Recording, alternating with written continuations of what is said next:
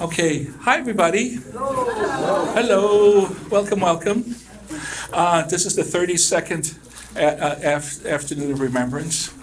Basically, in 1994, it used to be years ago when a very famous animator would die, like Chuck Jones or Frizz Frayling or something. There'd be a big thing on a studio lot, and there'd be a big thing. Everybody would all get together and do a whole thing and stuff. And we noticed there was one year, I think it was like 1994. There was like four big people died the same month.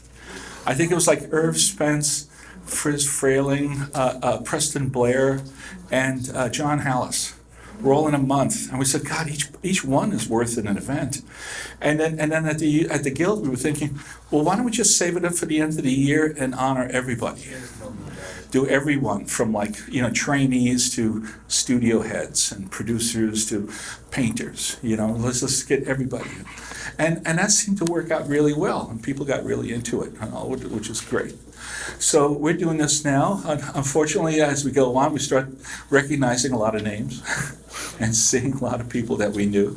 But this is our chance to all get together and kind of, it's not religious. It's not any kind of a specific kind of denomination or anything. It's just a chance for friends, the animation family, to say goodbye to our friends. Because I remember at Virgil Ross's funeral, Chuck Jones got up and Chuck's the only person that didn't have any problem with telling stories.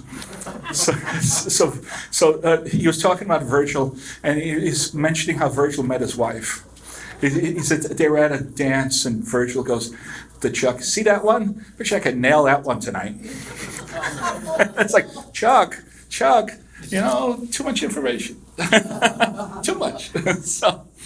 But the nice thing here is that, this is, the first 1 or 2 years we were doing the service, we did this at the Hollywood Presbyterian Church at the top of Highland, because Barbara Babbitt suggested it, and it was nice and all. But we noticed that artists feel a little squirrely, like they don't want to tell dirty jokes or something because we're in church. So this is a little more ecumenical. It's a little nicer for everybody else, So feel free to say whatever you want. So the way the format goes is we're going to go alphabetically. When it comes to voice actors, what we do is that we're not going to do those individually. We're going to do a group after the intermission. There's an intermission between the letter L and M. And that's when we'll do the voice actor, and we'll have a montage video of them all together, because some people, like Diane Keaton and Rob Reiner and things like that, they have whole careers, but they've done animation voices, so we want to honor that part of it as well. So, Gary, you had a question? Yeah, so we'll go quick when you have the actors, right? Mm-hmm. Yeah. Will we have a chance to speak about any one or two of them? Not in the event itself. It's just between 80 people, just we'll be here till midnight. Yeah, so trying to do it this way. And then when people come up to speak, we ask you to please keep it to about 3 minutes. Which, it sounds short, but when you really think about it, 3 minutes is 6 TV commercials. So that's a lot. It's actually longer than it seems, So, and it's not to disrespect your loved one or anything. It's just that we don't want this thing to go on till the wee hours of the morning. Yeah, But and there'll be some people that have nobody, to speak. But at least we'll be talking about them. Like I said, one of my favorite stories was at Filmation. There was an animator named Kostya Mustatea. And Kostya had fled communist Romania. He left during the Cold War. And he had no family, had no friends. And he worked at Filmation. He was so alone that when he died, the LAPD called up the union and said, "What do we do with the remains?" That's how alone he was, But we remembered him here. So that made me feel good. We said, okay, at least we're honoring, somebody speaking about him, So that's when I knew, okay, this is a good thing. I think we're doing okay. So anyway, let's begin. So, the first person we wish to honor is Mary Jeanette Adams. And we don't have a speaker for this person. Does anybody know Mary Jeanette? Okay. Okay, now I have to change glasses because I'm really bad with spectacles. Okay, so Mary Adams worked as an animation checker and painter at Walt Disney, Hanna-Barbera, Bakshi, and Marvel. Among her credits are Hercules, Hunchback of Notre Dame, Mulan, Tarzan, and The Emperor's New Groove. So that's Mary. Lonnie Anderson will be a voice actor. The next one is Vic Atkinson. He's a Canadian director, animator, executive producer. He founded Atkinson Film Arts in Ottawa. For many years, the studio was the mainstay of animation in Ottawa. His credits include the anthology Heavy Metal, and the TV movies Return to Oz, The Misadventures of Ichabod Crane, and Little Brown Burro. Okay. Next, we're going to honor Tony Benedict. And speaking about Tony Benedict is the great historian Jerry Beck. Oh, that's debatable. There we go. Let me come around here. Hello. Here I am, the great historian. There you are. Oz the Great and Powerful. It's a great man. I'm a little man. He's a Yeah, no. I'm going to read what's in here, but I'm going to augment it a notch really quickly as I can. As it says in our little booklets, the story, Tony Benedict. Oh my gosh. If you turn on, at the moment, MeTV Tunes, plug, they run all the old early Hanna-Barbera cartoons, Huckleberry Hound, Yogi Bear, the early Jetsons, all Flintstone, everything. You'll see Tony Benedict's name as storyboard, story, on all of that. He was there at the beginning of Hanna-Barbera for television, a mainstay and a character creator and designer, and that's the reason that I want to quickly talk about him, because I think he doesn't get the credit that a lot of other people do. He started at Disney in 1956 as an in-betweener on Sleeping Beauty. In 1958, he began working on UPA's Mr. Magoo cartoons. And then he sold the script to the Flintstones in 1959. He was brought in to Hanna-Barbera as a storyman, sketch artist. Many credits are listed here: Top Cat, McGilla Gorilla, and on and on and on. It says here he also worked on animated segments for Sesame Street. Well, I am going to correct the record only slightly. All of that is correct, but my placeholder, no, but he, with another another person that we're going to talk about later today is Jerry Eisenberg. He and Willie Ito have been in the last few years running around the world as the three tuners to give speeches about their career and what they did, and amazingly, two of them passed this last year.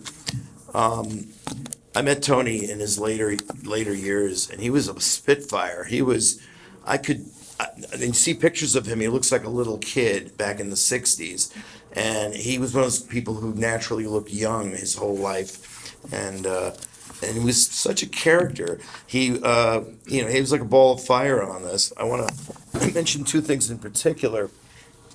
He later worked in the '60s for Friz Freleng on the Pink Panther. He worked at the Warner Brothers cartoon studio in the late '60s.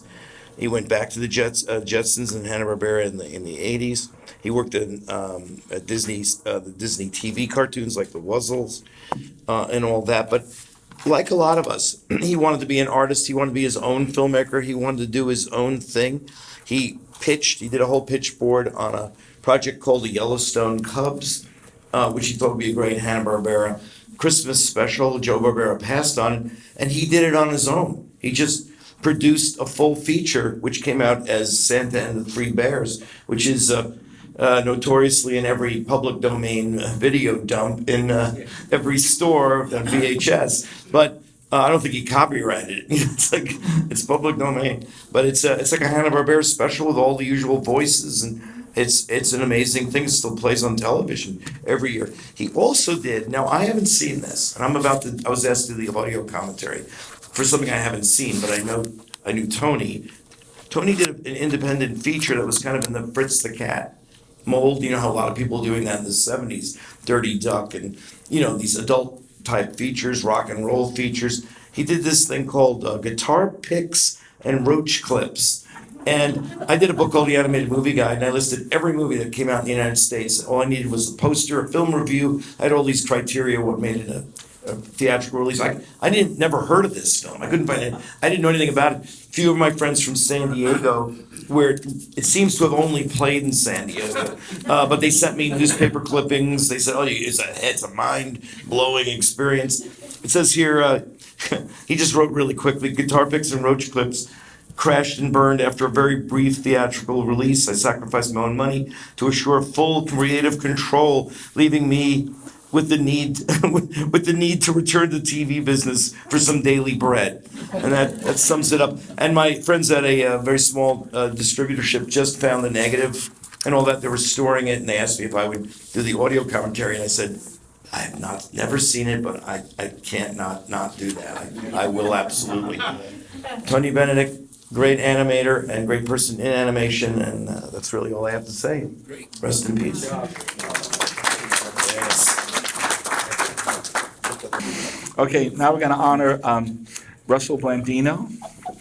And to speak about Russell Blandino is, are you going to read for him? Okay. There you go. Russell Blandino was born on August 7th, 1945 in Rochester, New York. He was 79 years old when he passed away on February 13th, 2025 in Burbank, California, of pancreatic cancer. Russell started working at the public library in Rochester as a teenager, which began his love of books and writing. He was an avid book collector for over 60 years. When his parents both died within a year of each other in his teenage years, Russell decided he needed a change. Russell always loved Disney and all things Cinderella. His dream was to someday work at the Walt Disney Studios. At 20, in 1965, Russell applied to the California Institute of the Arts, Chouinard Art School, graduating in 1970, earning a Bachelor of Fine Arts with a major in cinematographics. Some of Russell's most influential instructors were T. He, Zach Schwartz, Chris Malkowitz, and Bill Kirby. With a degree, portfolio, and film reels in hand, Russell pounded the pavements looking for live-action film work. After months and desperate for work, one of Russell's Chouinard professors said he could pull some strings and get a meeting with Jane Barbera at Hanna-Barbera. Not interested in seeing Russell's film reels, she said, "All I can offer you is an entry-level ink and paint position." Gratefully, Russell accepted the job. Russell was a 35-year member of the Animation Guild, Local 839, with his role as an ink and paint artist. He painted animation cells at Hanna-Barbera starting in 1972, worked for 7 years straight on most Saturday morning television shows, including The Jetsons, Yogi Bears, Scooby-Doo, Smurfs, and a plethora of all things H&B TV. For H&B feature work, he painted on Charlotte's Web. For Ralph Bakshi, he painted on The Lord of the Rings, and at Filmation on He-Man, Masters of the Universe, She-Ra, Princess of Power, and Brave Star for television, and then Pinocchio and The Emperor of the Night for features. At this time, Filmation had massive layoffs in ink and paint due to sending the work overseas. As protocol for unemployment, Russell called the Walt Disney Company for work, expecting rejection, but instead he was hired immediately for Who Framed Roger Rabbit. He remained forever grateful to Gretchen Albrecht for fulfilling his dream and would remain friends for life. With the transition from traditional to digital production, Russell became a digital ink and paint artist and an asset supervisor at Walt Disney Feature Animation. Ink and paint traditionally 1988 to 1990, ink and paint digitally 1990 to 2009, and assistant supervising 95 to 2003, working on all features from Who Framed Roger Rabbit 1988 to The Princess and the Frog 2009, what is known as the first renaissance into the early second renaissance of Disney feature animation. After retirement from the animation industry, Russell started working as an extra in features and television. Some of his most memorable and fun shows were Angels and Demons, State of the Union, Elizabethtown, and the Gilmore Girls. Russell always pursued his love of writing. He wrote screenplays, books, and journals throughout his life. Russell leaves behind his soulmate, Phyllis Fields. He met Phyllis at Chouinard in 1966 as a fellow student, and they were inseparable until his death in 2025. Their partnership was astounding, a mirror image of each other's lives. They graduated with the same degrees from Chouinard, working every animation job together, retiring together. They were writing partners for over 50 years and truly loved and respected each other. The entity known to most of us as Russ and Phyllis. Russell is sorely missed by all who knew him and his 17-year-old cat, Zoe. Thank you.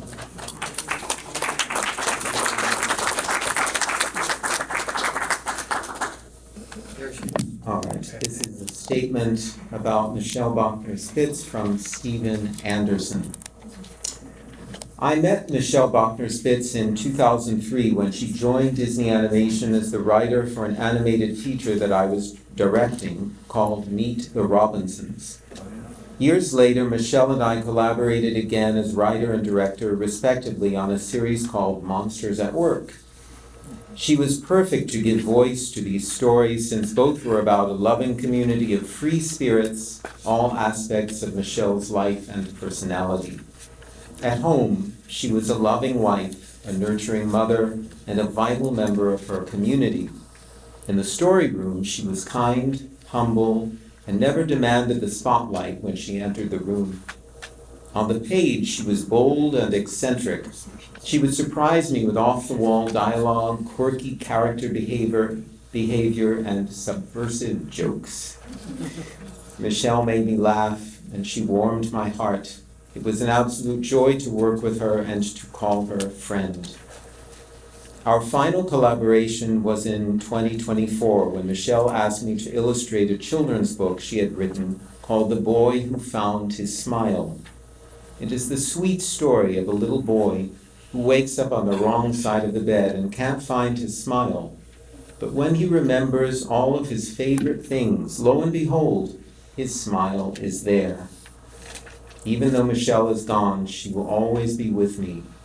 When I recall our days creating stories and characters together, lo and behold, she's there.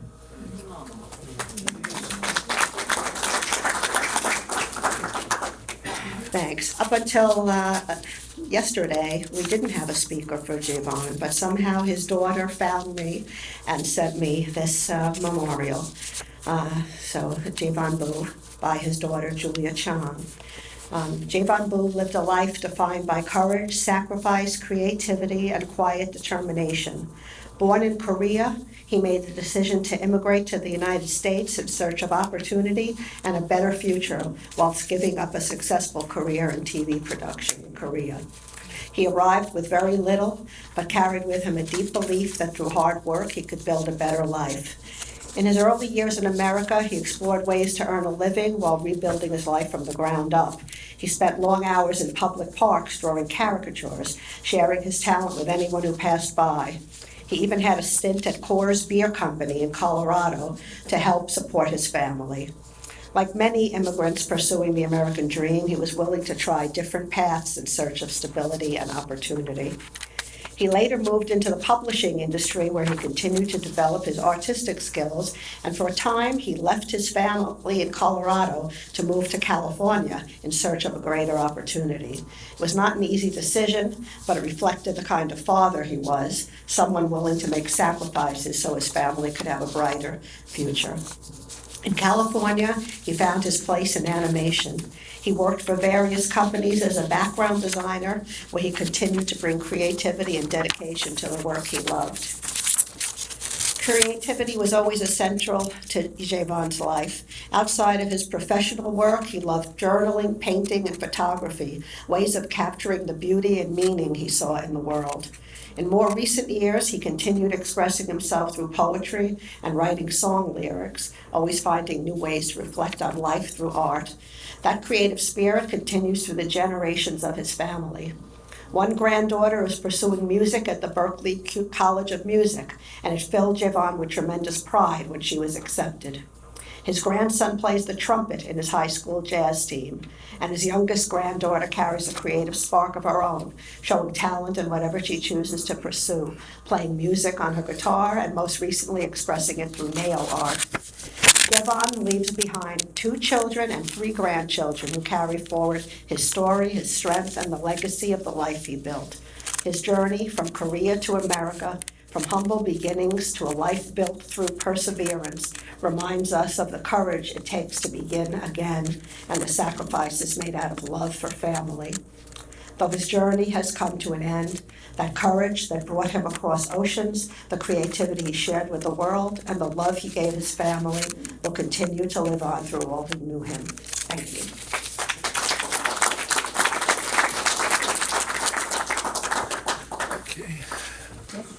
Okay, so Shirley Karlstrom Hansen. We don't have a speaker. Does anybody know her? Like to say something? Yeah, come on up. 1979, Hanna-Barbera, we worked with Shirley on a civil service. We're the last department to clean up the cells before it goes to the camera, I'm sorry.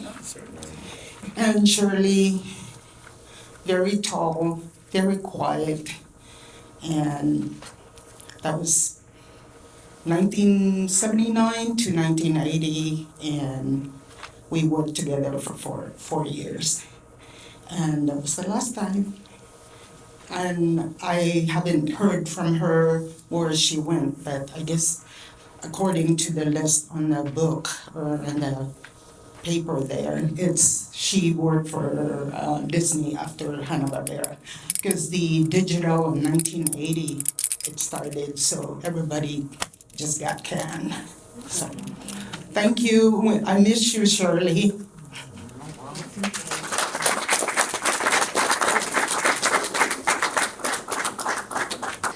Okay, so next is Lauren Carpenter, one of the founders of Pixar, and it's a film from that was created by the Carpenter family that they wanted to show. Okay. Lauren Carpenter was one of the quiet architects of the modern visual world. A pioneer of computer graphics, his ideas transformed how images are rendered, how animated stories are told, and how audiences experience digital worlds. His work became the technical foundation on which an entire industry was built. His curiosity about mathematics, nature, and computing converged early in his career. While working at Boeing and later pursuing graduate studies in computer science at the University of Washington, he became fascinated by the challenge of representing complex natural forms with computers. That curiosity produced one of the most consequential short films in the history of computer graphics. Vol Libre, 1980, which depicted a flight over fractal-generated mountain terrain that did not exist, rendered by a computer at a time when computers could barely manage a smooth curve. The film was technically audacious and visually unlike anything that had come before it. When it screened at SIGGRAPH that year, it stopped the room and caught the attention of Lucasfilm. Lauren joined their small, experimental computer graphics division, a group that would eventually become Pixar Animation Studios. As a co-founder and later chief scientist, he helped define the technical foundations on which the studio was built.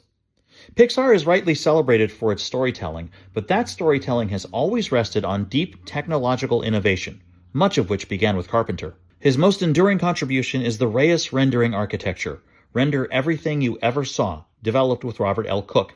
Reyes introduced a fundamentally new approach to rendering complex scenes, efficient, scalable, and capable of extraordinary visual fidelity.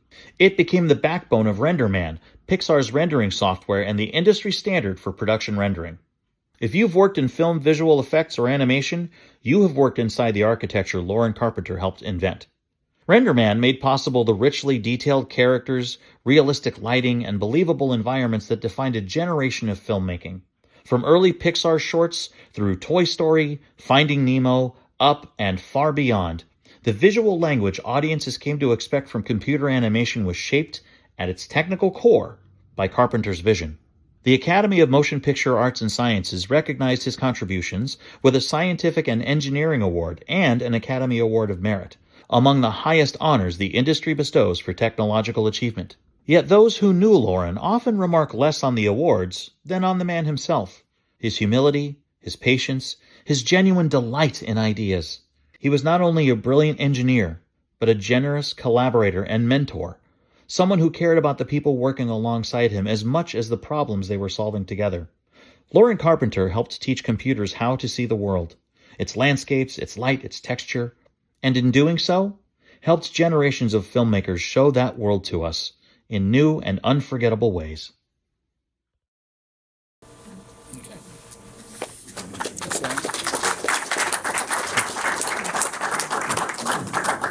I knew Lauren. He was he was a very nice guy, very sweet guy.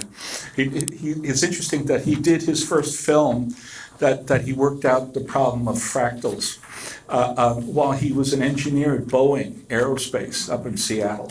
So he was working at Boeing, and he's doing this little film on the side, and he kept running into his supervisor going, "Lauren, what the hell are you doing?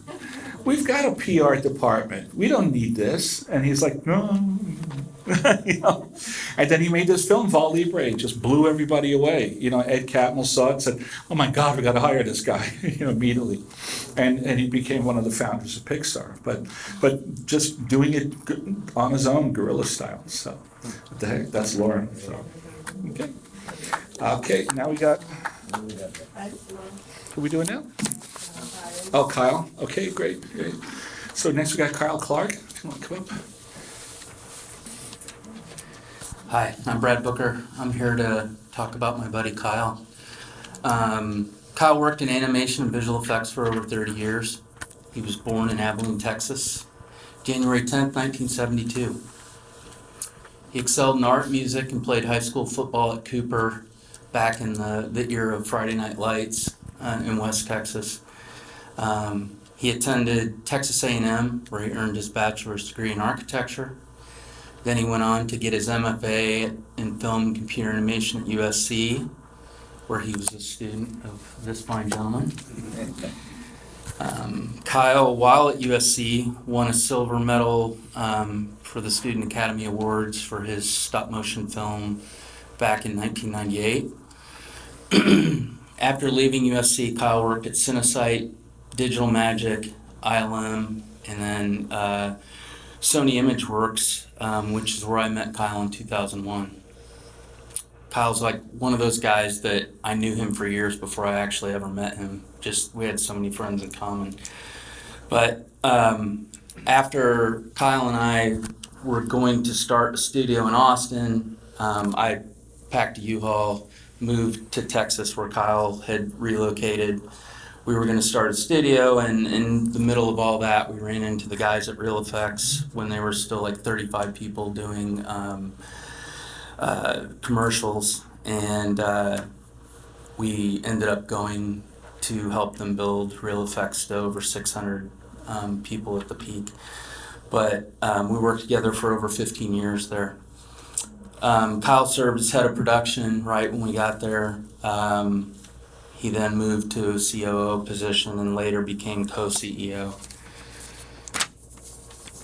Kyle was a dedicated husband for almost 30 years to Jennifer, and he was a very dynamic father to 4 young adults, Peyton, Callahan, Landry, and his son Weston. Yes, Kyle was an animator, worked on many films, but when I think of Kyle, I think of almost a Renaissance man Kyle was a master woodworker. Kyle was an avid outdoorsman. Kyle was very active in multiple charities. He was a master practical jokester. I could tell stories all day. He was a multi-time finisher in a 265-mile canoe race with the Texas Water Safari. Kyle was a rancher and a barbecue pit master, where he became an entrepreneur and started his Rusted Truck Ranch barbecue brand. Kyle was a lover of music, accomplished guitarist who was in multiple rock bands over the years. It's hard to sum up a guy like this in 3 minutes, but he was a big personality. Like many people we know, Kyle was taken from cancer at a very early age of 53. For those who knew him, we'll never forget that patented smile and laugh. He will be missed by many. Godspeed, old buddy.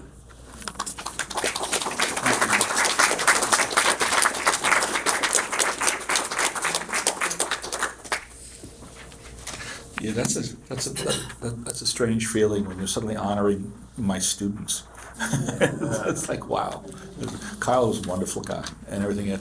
And yeah, like you said, all the great stuff. You know, like he actually wrote a book on animation, on 3D animation. Yeah, no. It was such a surprise because I'm so used to students just getting their way into careers. And then he emailed me once and he said, "Would you write a foreword to my book?" I go, "What?" He goes, "I wrote a book." A book? Wow. You know, so you know, you go as far as you dare, which is wonderful. So, great guy. Okay, now we're going to honor, I think, who's up next? Okay. So next we got David Stephen Cohen and Alan Newirth was going to. It's a video. Oh, it's a video? Okay. Let's take a look.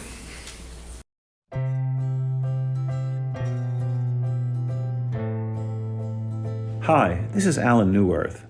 I had the joy of being David Stephen Cohen's friend, colleague, and co-conspirator for many years. David didn't just write and produce for television, he frolicked through it for decades. He frolicked from a George Burns TV special to Alf, from Pee-wee's Playhouse to Parker Lewis Can't Lose, to Strangers with Candy, from co-creating Alf Tales to running writers' rooms, from live-action sitcoms to animation to opera, yes, even opera. He wrote the libretto for Lilith, which premiered at Lincoln Center, because apparently TV wasn't quite ambitious enough for him. He helped bring the animated feature Balto to life. He guided the beautifully bizarre Henson series, The Webulous World of Dr. Seuss, where he and I first met, and he shepherded 4 gloriously strange seasons of Courage the Cowardly Dog into existence as head writer. David understood something essential, that kids deserve writing that doesn't talk down to them, that weird can also be wonderful, that scary can be funny as hell, that absurdity and heart can coexist. He brought me onto Webulous and Courage. Later, I brought him onto animated shows that I was head writing. That was our rhythm. We passed scripts back and forth. We swapped notes, swapped stories. Over the years, the collaboration became something much better. It became friendship. He had some of the best backstage stories. At one point, I remember he found himself behind the curtain with Frank Sinatra, alongside Martin Short, calmly helping Sinatra make sure his tie looked right before he went out on stage. That was David, unfazed, quietly delighted by the surrealism of it all, and quietly cataloging killer anecdotes. At one point, we even planned to write a book together, just the two of us, trading our celebrity war stories. It would have been wicked and affectionate, and probably unpublishable. Sadly, we never got to write it. David was endlessly musical. He'd play the ukulele or melodica like some mischievous rabbi poet, even on the picket line during the WGA strike, turning protest into performance, turning waiting into song. He won awards. He was nominated for Emmys. He won a Writers Guild Award. He wrote for grown-ups and children and puppets and animated pink dogs. His music was performed by legends. His words traveled further than most of us ever will. But what stays with me isn't the resume. It's the mischievous glint in his eye when a joke landed just right. His generosity in a writer's room. The sense that he found the whole business slightly ridiculous, but deeply worth doing anyway. David Stephen Cohen made strange, beautiful things, and he made the rest of us better while he was at it. I miss my friend, and I'm grateful for every odd, musical, story-stuffed minute of him. Answers only come to satisfy why. And so this goodbye comes back hello. And I can't come home until I go. And I can't come home until I go.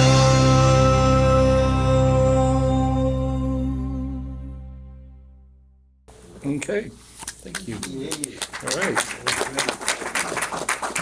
Next, we wish to honor Lorraine Kuzi. And is anybody here to speak about Lorraine? Okay. So Lorraine Kuzi worked as a painter and checker at the studios, including Hanna-Barbera, Ruby Spears, Filmation, Walt Disney, Kroyer, Playhouse Pictures, and Hyperion. Her credits range from Brave Star to Fern Gully, The Last Rainforest. So that's Lorraine. Next, we have Audrey Covello. Does anybody can speak about Audrey? Okay, so Audrey Covello worked as a painter at Format Productions in Hanna-Barbera. Her credits include The Jetsons, the movie Once Upon a Forest, and What a Cartoon. So that's Audrey. Okay. Next, we're going to talk about Skip Craig. And speaking about Skip is Dave Brain.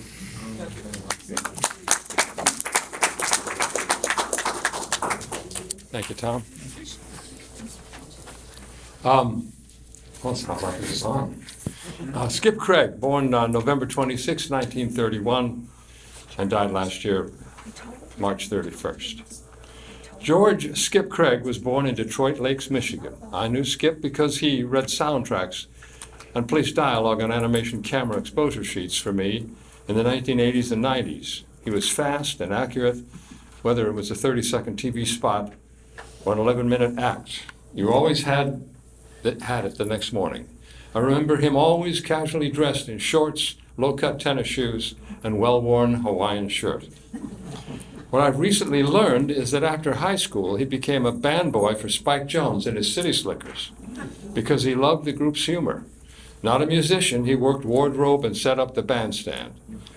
He'd be a plant in the audience or part of an onstage gag. Sometimes he'd be in the band holding a trombone he'd never play. In 1952, Skip was drafted and sent to Korea. Upon return, he found the Spike Jones band was breaking up, so he followed the band's drummer, Joe Siracusa, to UPA Animation Studio. Joe became a film editor, and Skip made sound effects and read soundtrack and dialogue for the animators. When UPA was sold to Columbia Pictures, Skip moved to J. Ward Productions and handled sound on the shows Fractured Flickers, Dudley Do-Right, and Rocky and Bullwinkle Show. Skip was given a special assignment by Jay, like leasing an island in the Great Lakes and filing it for statehood as the great state of Moosylvania. Skip arrived in Washington, D.C. with his petition the same day as the Cuban Missile Crisis.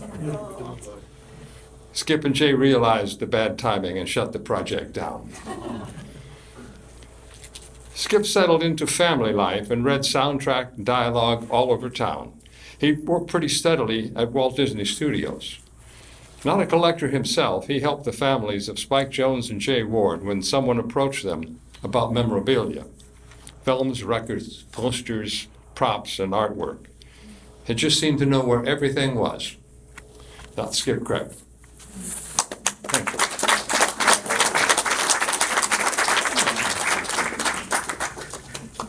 Okay. Now we're going to honor Sybil Kuzort. And to speak about Sybil, there was...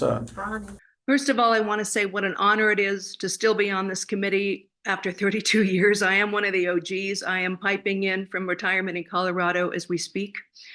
And I would also like to say that I would encourage anybody who loves this event to please become a volunteer, because some of us are getting to the point where we're just trying to stay off the list ourselves. So please, if you'd like to volunteer for this event at some point, it's it's an honor. I am also honored to remember Sybil Cuzort, who was a friend of my mother's, but that I found a memoriam, a woman who was friends with her after retirement in Ohio, who has written something very lovely for her. The writer's name is Rennie Cooper. Rennie writes, Sybil was a dear and close friend of mine, and when I volunteered at the Claremont County Senior Services in Ohio over 7 years ago, I started grocery shopping for a homebound senior citizen. That was Sybil. Over the years, we had so many talks. She had very few people left in her life, and she never had children. I continued to grocery shop for her for years, not going through the volunteer program, but because she knew and loved the friendship and company as much as I did hers. We just stayed together. She loved when I brought Jack, my dog, over. She loved her sushi, and she loved Jesus. She told me tales of when she drove her truck cross country all those years ago and ended up in Hollywood painting cells for cartoons. She loved talking about her time at Disney and Warner Brothers and Melendez. In the world of animation, she believed stories mattered, that a line on paper, a flicker of light across a screen could make someone laugh, cry, feel a little less alone. Sybil understood that animation is never the work of one hand. It is a collaboration, trust, and shared belief that something imagined can become unforgettable. But beyond the films and the credits, what defined Sybil most was her heart. She was always so grateful, always had a kind word to say, treated others with respect, and shared her joy with those around her. We love you, Sybil, and may you rest in peace. Thank you.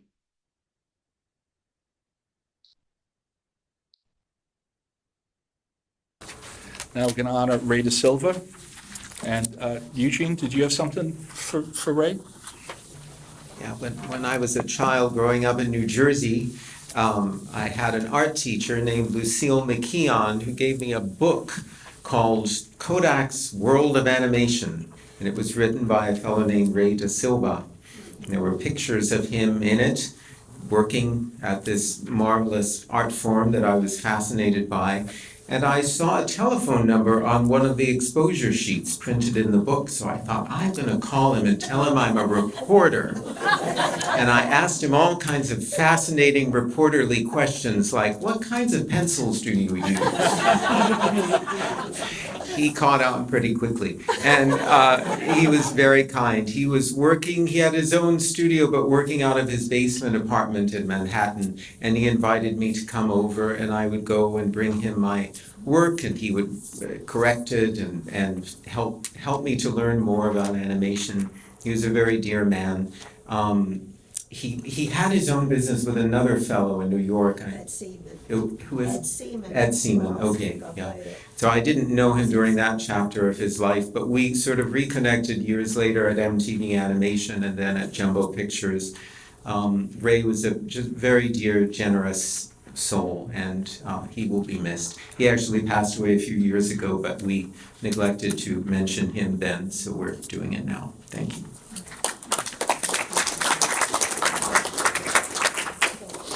Thank you. Okay. Next, we're going to honor Barry Dempsey. And to speak about Barry, Edward, you got? Yeah. A former colleague by the name of Sean Wiggs sent in this message for Barry's behalf. Barry was one of those rare people whose presence made both the work and the workplace better. If you ever had the chance to work with him in the VFX world, you know he was one of those people that made long days feel a lot lighter. Barry was calm, sharp-eyed, and had a sense of humor that could break the tension in a room full of artists staring at the same shot for the 100th time. What I'll remember most about Barry wasn't just about the work. It was talking about music, swapping stories about our travels, and hearing about the latest incredible meals he had found somewhere random. Barry had a way of making everyday moments feel more meaningful. He was always patient when someone needed help and always willing to share what he knew, the kind of spirit that makes a huge difference in an industry like ours. Barry made our people feel welcome, and that's something you don't forget. For those of us who knew him, whether it was for years or just a few projects, Barry left a lasting impression. He was a talented artist, a great coworker, and more importantly, a good friend. The world and our little corner of the VFX community feels a little quieter without him, but I'm grateful for the time we had, the laughs we shared, and the work we got to create together. Rest easy, Barry. You'll always be remembered. Sean.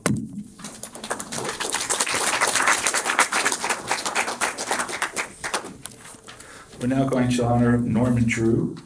And speaking about Norman Drew, Derek Eversfield sent a message, and reading it will be Beth Ann McCoy. So I'm just going to add quickly that I met Norm Drew. Oh, sorry. I met Norm Drew when he came to work with us at Pacific Rim in mainland China. And by that time, my job was to basically meet people at the airport and be the liaison between Hong Kong and mainland China. And so we got to be very good friends, but when I learned that he worked on Yellow Submarine, I was like, oh my God. Because when I was a kid, my mom piled all the kids in the neighborhood into the station wagon, dropped us off at the Reseda Theater, right down the street from Filmation, and we stood in line for what seemed like hours to see this film. And of all my exposure to Disney films and everything, what got me was Yellow Submarine. It's like I walked out of that theater going, I need to be a part of this for the rest of my life. So thank you, Norm, for that. So I'm going to read from Derek Eversfield. And he writes, recently a good friend of mine, Norm Drew, passed away in Vancouver, BC, Canada. I knew him for more than 50 years and he will be missed. Norm was proud of his birthplace, Kenora, Ontario, and attended the University of Alberta, obtaining his BFA degree there. He started his career working on the animated special Return to Oz for Crawley Films in Ottawa, before migrating out west to set up his own studio in Gastown, Vancouver in the early 70s. He had just returned from London, having worked on Yellow Submarine for TVC and the Jackson 5 series for ABC. After he set up Norm Drew Productions, he did contract work for Hanna-Barbera. And he did Wait Till Your Father Gets Home, an animation on the Tanara sequence on Heavy Metal. Oh, Tarna. Is that what it was? I can't remember. Tarna, yes. And then he came up with his own animated series called The Bush Babies and parlayed it into a weekly TV show called The Gastone Gang, where he hosted locally on CBC. He later spun his Bush Baby characters off into a daily newspaper strip, recalling his early days of working on his original daily newspaper strip called The Giants for Toronto Telegram News Service. After animation work dried up, Norm went overseas working mainly for Deke and Saban and H&B, such as series Hello Kitty, Dennis the Menace, and The Mouse and the Monster. And then after returning to Vancouver, he began teaching animation at the Vancouver Film School and eventually online with his own Academy of Classical Animation. And then Derek jumps back to when I was just a young wannabe animator stuck in the backweeds of little old Victoria, where animation was a quaint hobby. I looked up to Norm for something as a mentor or an example of someone who could actually make a living from something he loved. The only game in town at that time was NFB, which was marvelous in its younger days, but by the 70s had become bloated. And he goes on to say this stuff. I don't know. Do you know that one? Yeah, you knew. Okay. Working at the newspaper at the time, I wrote a lengthy article with the head An Eagle in Turkey Town, all about the trials and tribulations of Norm had to go through in competing with the government-backed NFB in Vancouver. Well, the Eagle has landed, and I can just imagine Norm at the pearly gates persuading St. Peter to say, let Drew draw it. When I met Norm, he gave me his business card, and it said, Norm Drew can draw. And I just cracked up. I was like, oh my God, who is this guy? But he was really wonderful guy. Thank you.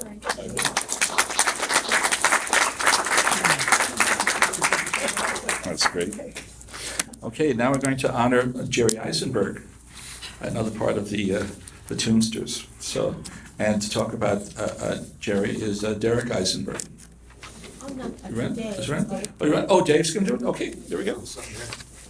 Jerry Jerome Theodore Eisenberg, who went by the shortened name Jerry, was a location, prop, and character designer at Hanna-Barbera Studio for several decades.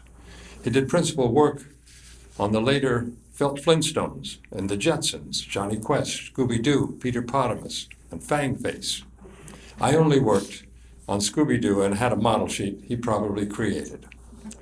I got to know Jerry better in our retirement years and get-togethers at Don and Edna Jerwich's home, where I learned that Jerry was a thoughtful man and quite circumspect about the world around him. He was a superior artist who went to Chouinard Art Institute for 2 years on scholarship before jumping to MGM Animation, where he was the animator Ken Harris's assistant until the studio disbanded. Early on in his retirement years at the Van Eaton Gallery, then on Ventura Boulevard, they held a show devoted to the art of Hanna-Barbera Studio and encouraged H&B artists to submit private art they had done. Jerry submitted a dozen or so drawings of Flintstones and Jetson characters, as they would have been done by Pablo Picasso.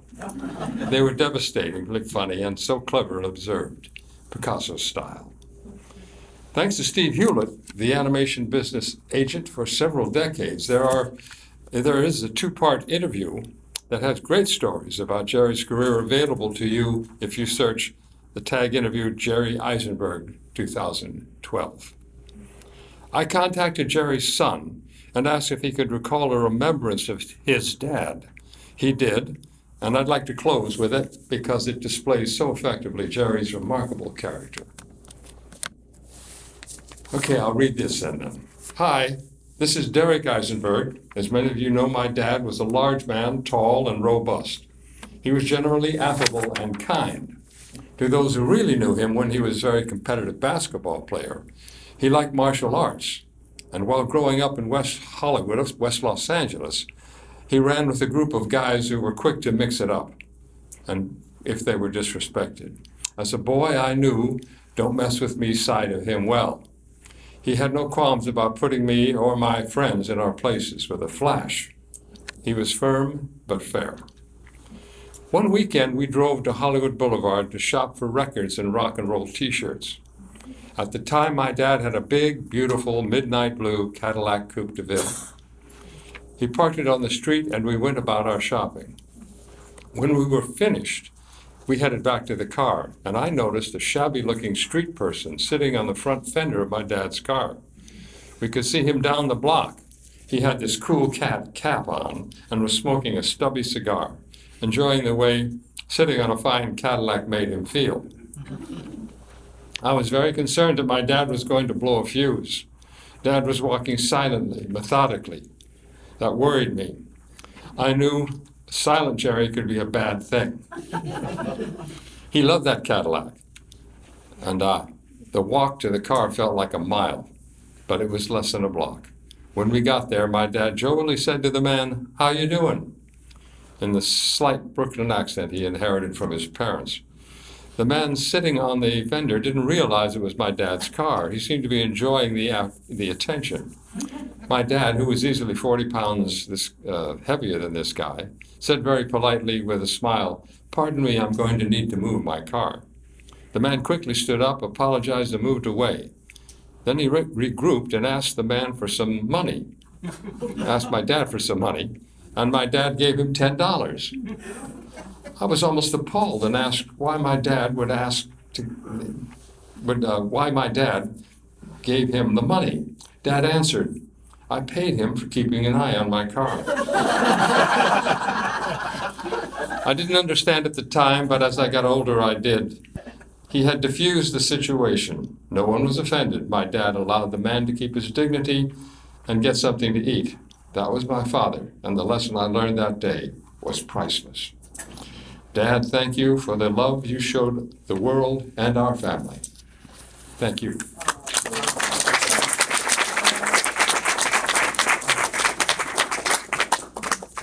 That's great. Okay, next we're going to talk about Mariano, or we call Mar Alapano. And Mar was one of those people, if any of you have ever worked in any kind of educational kind of thing, in universities or colleges or anything like that, you always notice that there's one person who actually is the go-to person to get anything done. So it's okay to talk about it and everything, but it's like, God, I really need to get my laptop serviced, or I really need to get this, or I really need, a tripod or something like that, And that was Mar.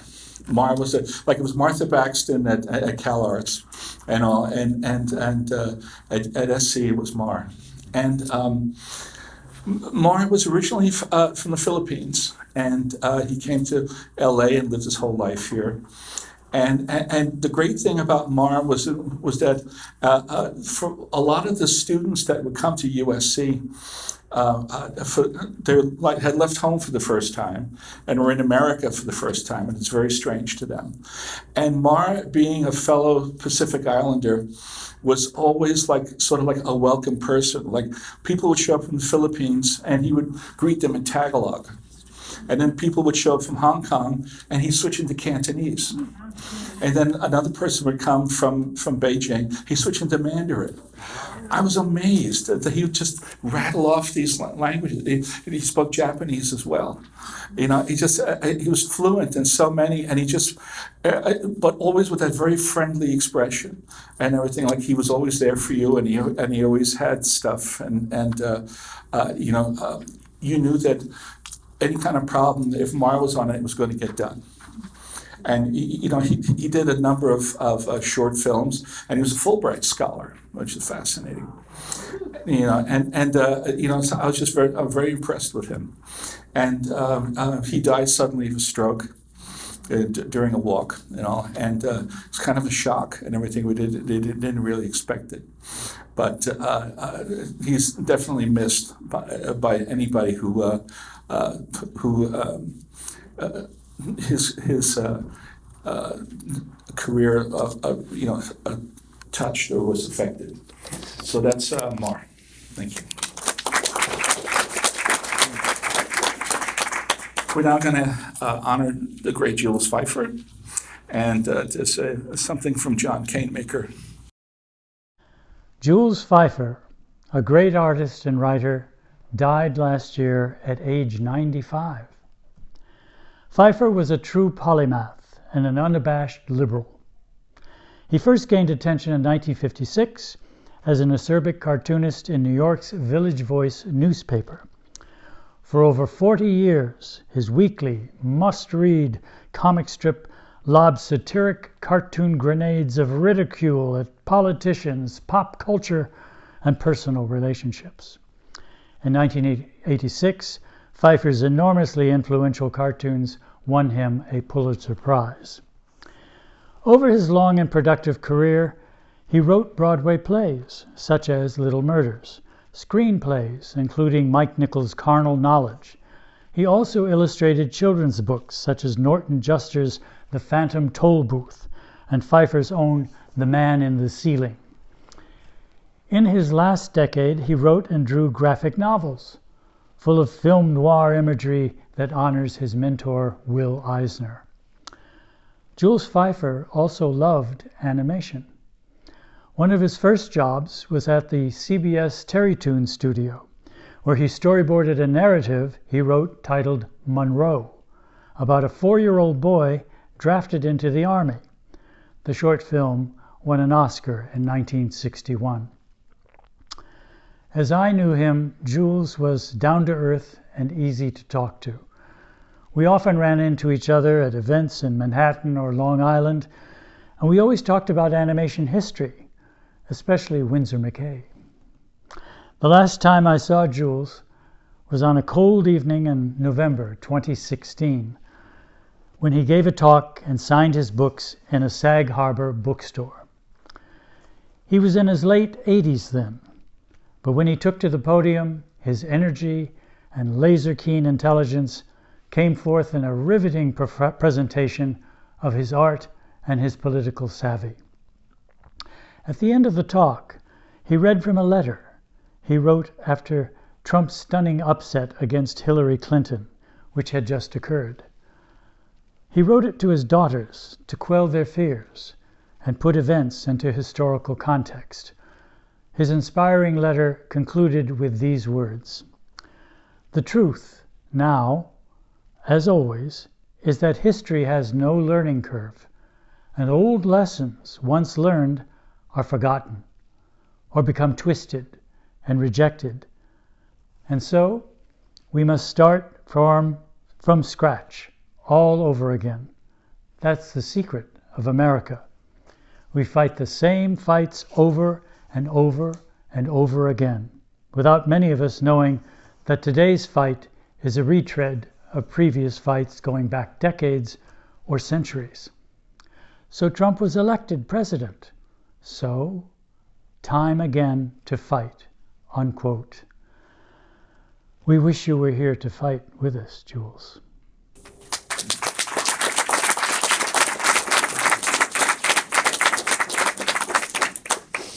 Okay, now we're going to honor George Bingo Ferguson. So George was a scene planner. He worked at Warner Brothers, Phil Roman, and Disney, and TSL. His credits include Space Jam, Iron Giant, The Simpsons movie, SpongeBob, Sponge Out of Water. So that's George Ferguson. We're now going to honor Paul Ferlinger. And speaking about Paul is Yvette. Okay, award-winning independent animator Paul Ferlinger had a career that straddled both commercial and personal storytelling. The son of a Czech diplomat, he lived a life shaped by privilege, exile, and resilience, and the path he carved in animation was marked by a distinct visual voice, a relentless work ethic, and a deep emotional honesty. Despite the oppressive climate of communist Czechoslovakia, Ferlinger managed to launch the country's first independent animation studio. At a time when owning a typewriter required a permit and film stock was state-controlled, this was no small feat. In 1967, Ferlinger fled Czechoslovakia, first to Holland, then Paris, then Munich, New York, and finally Philadelphia, where he met his wife and creative partner, Sandra Chouette. Their partnership, both in life and in work, was central to the second half of his career. From a modest home studio in Penwyn, Pennsylvania, together they created films that pushed animation toward documentary, introspection, and philosophical reflection. Some examples: a commission to create a film about alcoholism, and Then I'll Stop, used audio from actual recovery interviews, including Paul's own. Drawn from memory, originally imagined as a political chronicle, evolved into a fierce portrait of a toxic father-son relationship colored by the traumas of World War II Europe. They also produced shorts, commercials, and numerous Sesame Street segments, including the beloved Teeny Tiny Super Guy. Who remembers that? I do. Paul and Sandra's last major film, My Dog Tulip, is a love letter to the loyalty and messiness of dogs, life, and everything in between. It took the grand prize for Best Feature at Zagreb. This gets a little different now. Before putting this speech together, I wrote to Paul's wife and creative partner, Sandra, hoping that she would speak for Paul. She wrote back to me right away, and her candor both surprised and broke my heart. She said she wasn't the one to talk of Paul and described their 35 years together as stressful. She said his effed up childhood created a narcissist, that he didn't believe in love or do empathy, which was quite a different take on the filmmaker of the films I knew. It was clear I'd opened a deep personal wound. But when I shared with her the in-depth and loving tribute by Chris Robinson, which I've used extensively in my speech, she wrote back, clearly very moved. In her own words, I first read it in a tizzy, recovering from pure exhaustion after caring for Paul, and couldn't absorb it then. The piece included a link to a documentary she'd also forgotten, and we watched, and what she said next elated me. It was a pleasure to view and feel Paul's humor again. She reminisced about how they met and why she fell in love with him. She even added a little racy tidbit. She ended by saying that I helped put her last 35 years in a renewed perspective. Miraculously, the wound I had opened had started to heal, and I'm so grateful for that. In the end, Ferlinger's films told the story of a man trying to make sense of the world and of himself. Through hand-drawn lines and gentle humor, he mapped loneliness, redemption, and love, both the kind we lose and the kind we're lucky enough to keep. Thank you.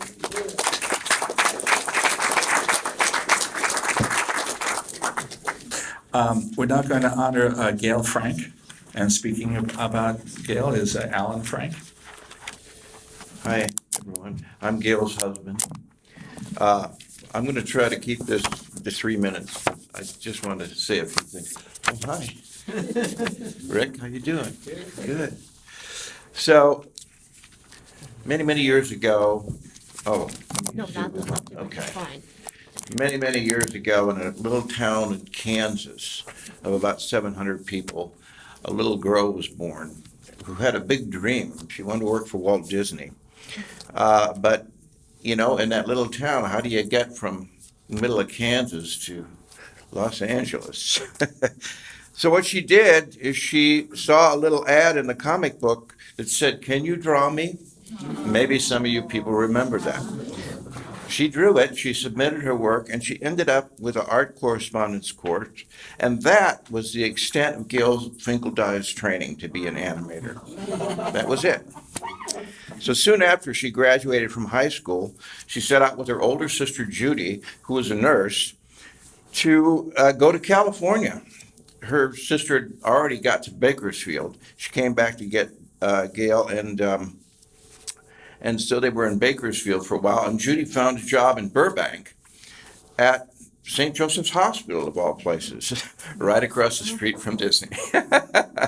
So at some point, Judy was working, and one of her patients she saw had worked for an animation studio. So she talked to that person. She got a phone number. Gail called the number, and the stories differ from what Judy tells me and what Gail tells me.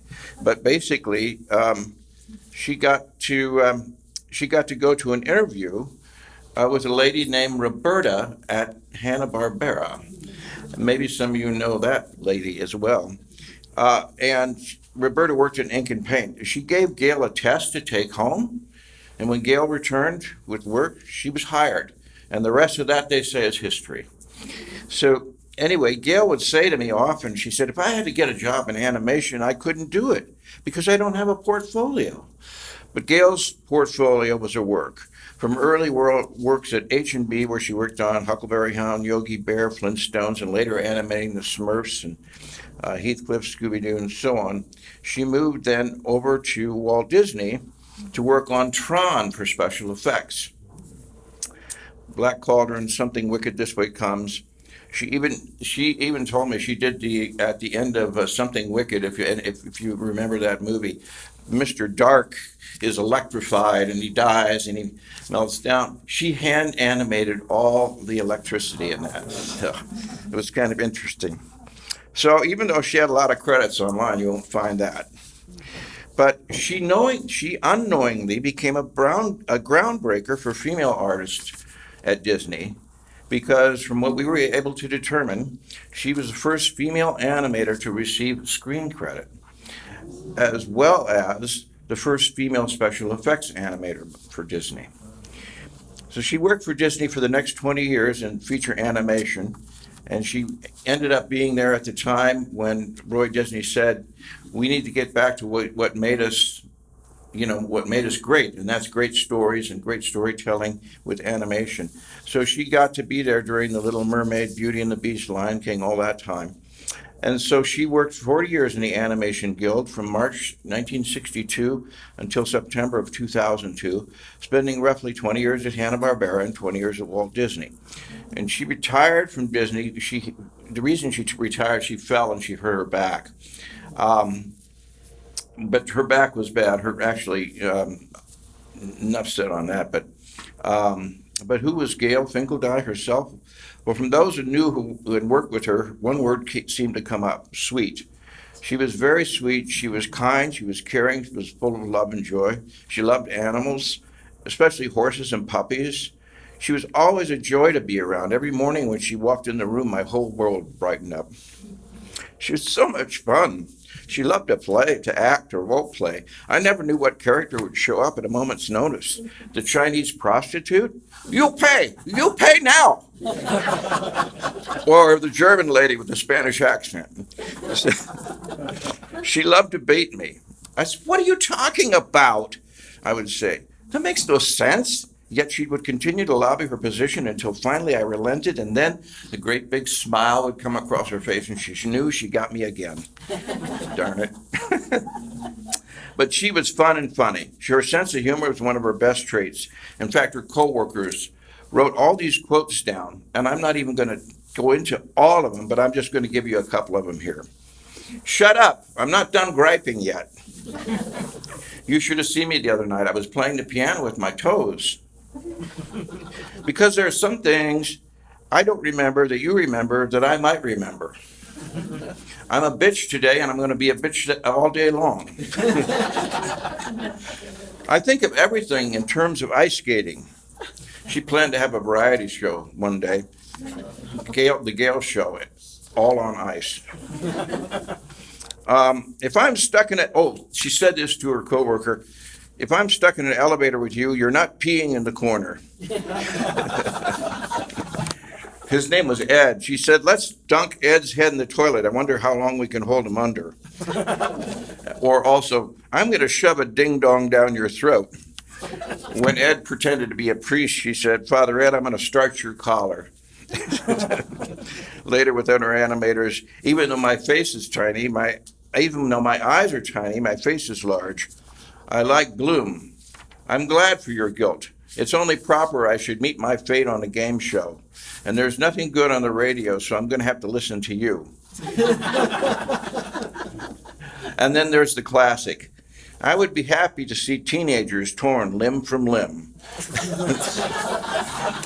But she was still very sweet. Even though she was fun, there came a time when she was also a soldier. And as she got older, she suffered severe arthritis. God didn't bless her with good bones. Gail had many surgeries, 23 around, and 11 just to keep her back together. She suffered a lot, but smiled to the pain. The second she felt better, she was laughing, joking, enjoying life. She never wanted anyone to feel sorry for her. She wanted everyone to have fun, and that was her, simple as that. So I'm lucky to have her. I wanted her to live forever because she was that much fun. She is so inspirational, just by her silly little actions and her wry comments, and her total unconditional love for me. I lived a fairy tale every day, and I didn't want it to end. I felt this girl, this Disney artist, brought me a happy ending every day. Never did I think marriage could be so wonderful. And I thank God that He let me have her for 40 years. And thank you all for letting me tell my story about Gail. I know she's in a better place, and the world is in a lot better place because she was in it. Thank you.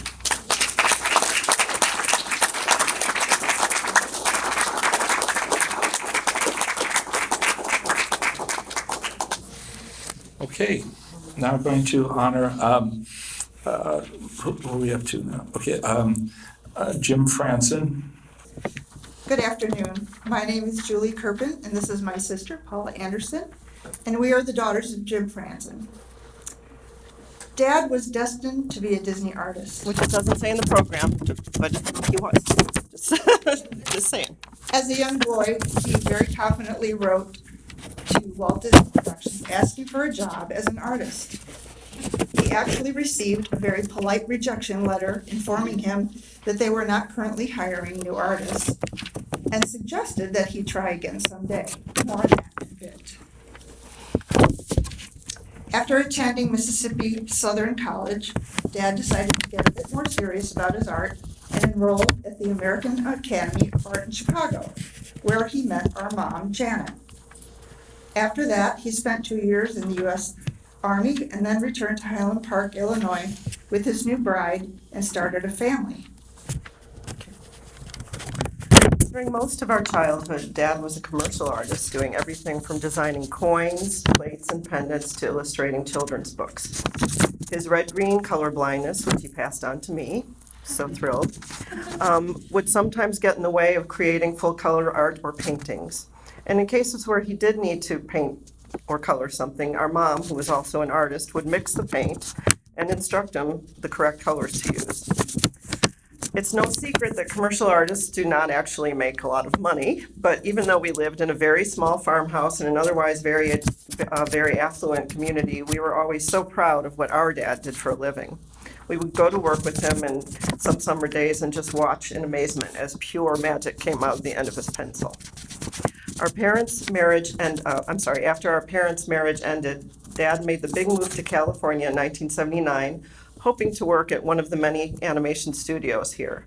With his obvious talent, he was hired fairly quickly at Hanna-Barbera Animation Studio, producing animation art as a character designer for the Flintstones, Tom and Jerry Saturday morning cartoons, and then later did layout for the Smurfs, among others. In 1982, Dad was elated to be hired by Walt Disney Productions.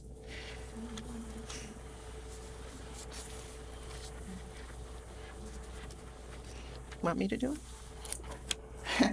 A dream he had held since he was a boy. At Disney, Dad worked in the consumer products division, designing product design during the heyday of the Disney store. It was pretty cool to walk into the store at any time and find multiple items our dad had designed. He was often asked to do turnaround drawings for the creation of figurines and snow globes, and occasionally worked with sculptor Bill Toma to create bronze figures sold in the high-end shops. Dad eventually worked his way up to director of character art. He frequently drew classic Disney characters, including Mickey, Donald, Goofy, and Winnie the Pooh, just to name a few. He was known to be so precise when drawing these characters that he created model sheets to help other artists keep them on model for several years. He also trained new artists and hires at Disney. Well, Dad was not a voice actor. We were used to our dad being a goofball with his ability to imitate all of the Looney Tunes characters, and many Disney characters almost perfectly. It was a bit embarrassing for us kids as he would frequently break out into these voices while we were standing in line at an amusement park or sitting at a restaurant, much to the delight of everybody else around us. But this skill came in handy at Disney. Clarence Nash, the original voice of Donald Duck, would occasionally visit the Disney studios, and whenever the two men ran into each other on campus, they would talk to one another in Duckese. This usually ended with a crowd of people standing around them, delighted by the spectacle. While working at Disney, Dad also taught character design for animation at the American Animation Institute in North Hollywood for 15 years. His class was very popular and often filled quickly. My sister and I lost Dad in February of last year, and we now have the daunting task of going through all of his artwork. We are continuously blown away by what we find. His work has movement, whimsy, beauty, and in a word, perfect. He truly was one of the best. So today we'd like to thank the Animation Guild for including our dad in this lovely afternoon of remembrance.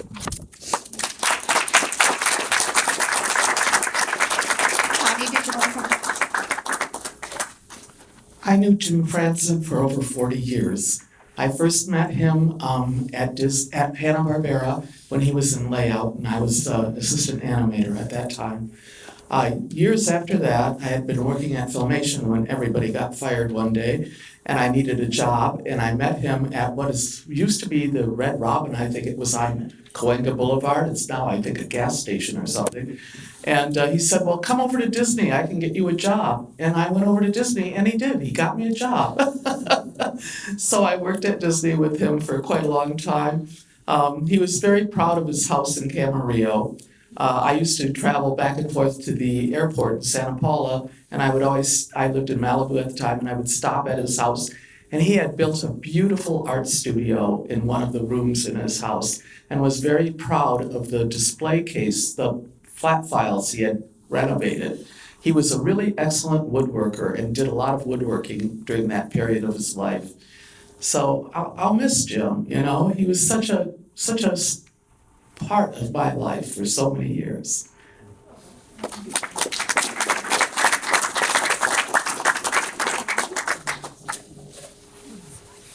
Okay, thank you. Now we'd like to honor Ron Friedman. So Ron Friedman was a writer and a producer on numerous TV shows and films, including G.I. Joe, Real American Hero, G.I. Joe the Movie, Transformers, Romance of Betty Boop, Bionic 6, Fantastic Four, and Iron Man. He also voiced Blastar in the Fantastic Four episode Behold the Negative Zone. So that's Ron Friedman.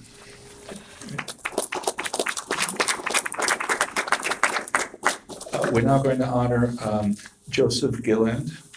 So, Joseph Gilland was an animation director and special effects animator. He worked for Don Bluth Animation and Walt Disney Feature. His credits include Heavy Metal, Hercules, Pocahontas, The Hunchback of Notre Dame, Lilo and Stitch, and Brother Bear. He's also the author of Elemental Magic, the art of special effects animation. So that's Joe Gilland.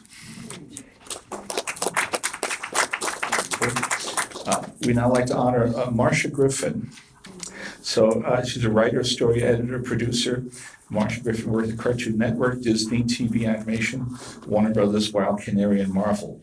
Her credits include The Life and Times of Jennifer Lee, Transformers Prime, and Spidey and His Amazing Friends. So that's Marcia Griffin.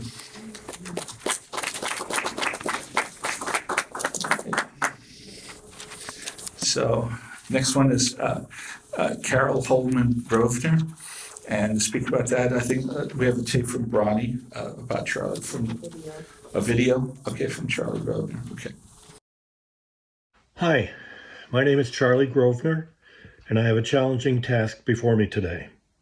I'm going to present this brief tribute video for the most wonderful person and most talented artist I have ever known, Carol Holman Grosvenor, who passed away unexpectedly and peacefully this past September 17th. Carol, of course, is my wife, which makes this presentation emotionally difficult. But at the same time, it is uplifting because I get to sing the praises of a very, very, very special person. Carol grew up in the Bay Area of Northern California and then moved to Los Angeles to attend UCLA and then the Art Center College of Design, where she majored in illustration. In 1981, her career took a fortuitous turn. She applied to Hanna-Barbera as a layout artist and was hired to work on The Smurfs. Of Carol's artistic ability, there was no question, but she needed to learn the logistics and mechanics of layout. The department head at the time, Don Morgan, assigned me to train her. Carol learned quickly, and soon a relationship between us began. Though HR might frown upon that sort of thing today, things blossomed between us, and the next year, 1982, we married. After the cartoonist strike of 1982, Carol moved on to Disney Features, where she did marvelous work on The Black Cauldron and then The Great Mouse Detective. But a bigger opportunity presented itself, and she left to become art director of the Chipmunk Adventure feature film, and then later on Hanna-Barbera's Once Upon a Forest. She further expanded her horizons by illustrating several children's books and working at Disney Imagineering, where she designed the bookstore for Euro Disneyland. With all of her assignments, projects, and jobs in art, the common thread was always Carol's dedication, passion, and perfectionism. Not doing her best or giving it her all was never an option. And the same held true in her private life. She brought our son Christopher into the world in 1995 and was the greatest mother he could have ever had. She nurtured him, brought him along through school days, and became a hockey mom when he discovered his own passion.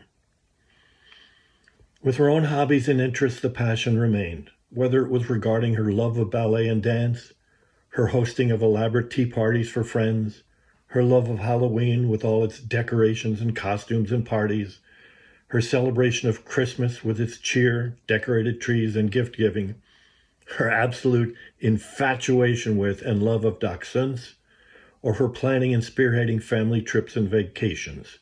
She did them all with that same love, grace, determination, and enjoyment. She is a marvel. I said earlier that this was going to be a difficult video to make, and it has been, because besides being all of the incredible things I've mentioned, she was also everything to me.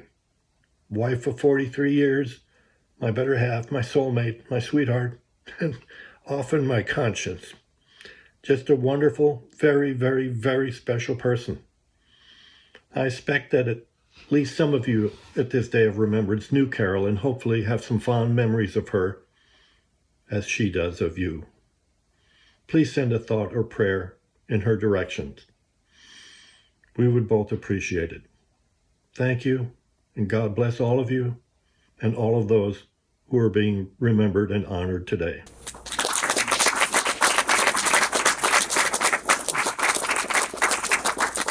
Very nice. Okay, we're now going to honor Joe Hale. And some words from Don Hahn, and Dave's going to read. Don Hahn, I'm sure a lot of you know, has produced a lot of very good Disney films, but at the time he worked with Joe, he was Joe's production manager. He writes this Remembrance. Joe was at the crossroads of an era at Disney Animation when veterans of Walt's era were leaving and a new generation was flooding in. He's most known as the producer of Black Cauldron, but whatever you think of that movie, Joe held it together through the departure of Don Bluth and the retiring of the 9 Old Men. He navigated a complex time of new talent like Andreas Deja, John Musker, Glenn Keane, Chris Buck, and Tim Burton, and finished the film during the year that Eisner and Katzenberg came to Disney. And yes, Jeffrey did ask for the outtakes to recut the film, and Joe had to explain that in animation there are no outtakes. It was the first animated movie in Dolby 70mm 6-track surround sound, the first to include a computer animation and to be nominated for Best Visual Effects Oscar, and the last film animated on the Disney lot before animation was kicked off and moved to Glendale. Thank you.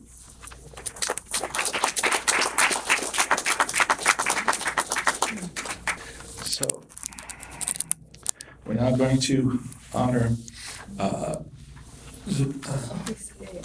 Ed Hartley, okay, and Libby, and Carol. Hi, I'm Libby Simon, and we're going to talk about our friend Ed Hartley. Ed was born in Roswell, New Mexico on December 7th, 1944. His family moved to Riverside, where he went to school with Mel Summer and Roger Chenard. The three of them were all amazing artists. Roger came to LA first and started Duck Soup with Dwayne Crowther in the early 70s. Ed and Mel came just a bit later and worked at Duck Soup for many years. I met Ed in about 1974 when I was working at Kurtz and Friends in Hollywood in the ink and paint department. Ed was an amazing artist, and at that time, many of the commercials that we worked on were highly rendered. They were like paintings. Each individual cell was a painting, and Ed excelled at that. In 1975, Bob Kurtz entered 2 of these commercials into the Annecy Film Festival, and they were accepted. It might have been one of the first times that they allowed commercials in their competition at Annecy. This was a time when if your film was accepted, the festival paid for your hotel and meals. Bob did not want to go to Annecy, so he gave me his complimentary hotel and meal tickets, and there were 2 sets because of the 2 entries. So I made an announcement at work and that I was going to Annecy, and whoever wanted to come with me could come. So Ed said right away that he wanted to go. And then Marcia Sinclair, one of the ink and paint artists, and also Arlene Klasky, we all decided to go together.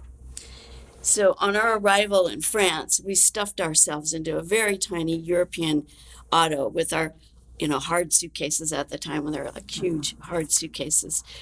And Ed and Marcia sat in the back seat with a big suitcase in between them. And Ed was really, really tall.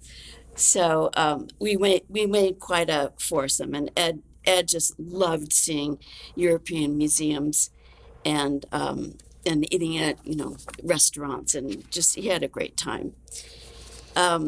Years ago, Ed moved back to Riverside to take care of his parents and his older sister. And he had just moved back to LA last year when he died suddenly. And we're going to really miss him. So I met Ed in the mid-'70s and worked with him at Duck's Productions, and that was when Duck was on Pier Avenue in Venice and later in Santa Monica on Montana Avenue. And as Libby said, he was an incredible inker, and he worked alongside Kunimi Terada and Peggy Murakami. And because at that time we had a lot of commercials that used rendering, and he'd already been a skilled graphic artist and illustrator, and he worked especially in pencil and pen. So he did a lot of surface rendering on top of the cell, like on frosted cells. And it was all beautifully animated by him. And he would do it like real time, and he would just be painting and animating at the same time. So Mr. Ed, as we call him, was 6'4", handsome, witty, self-effacing.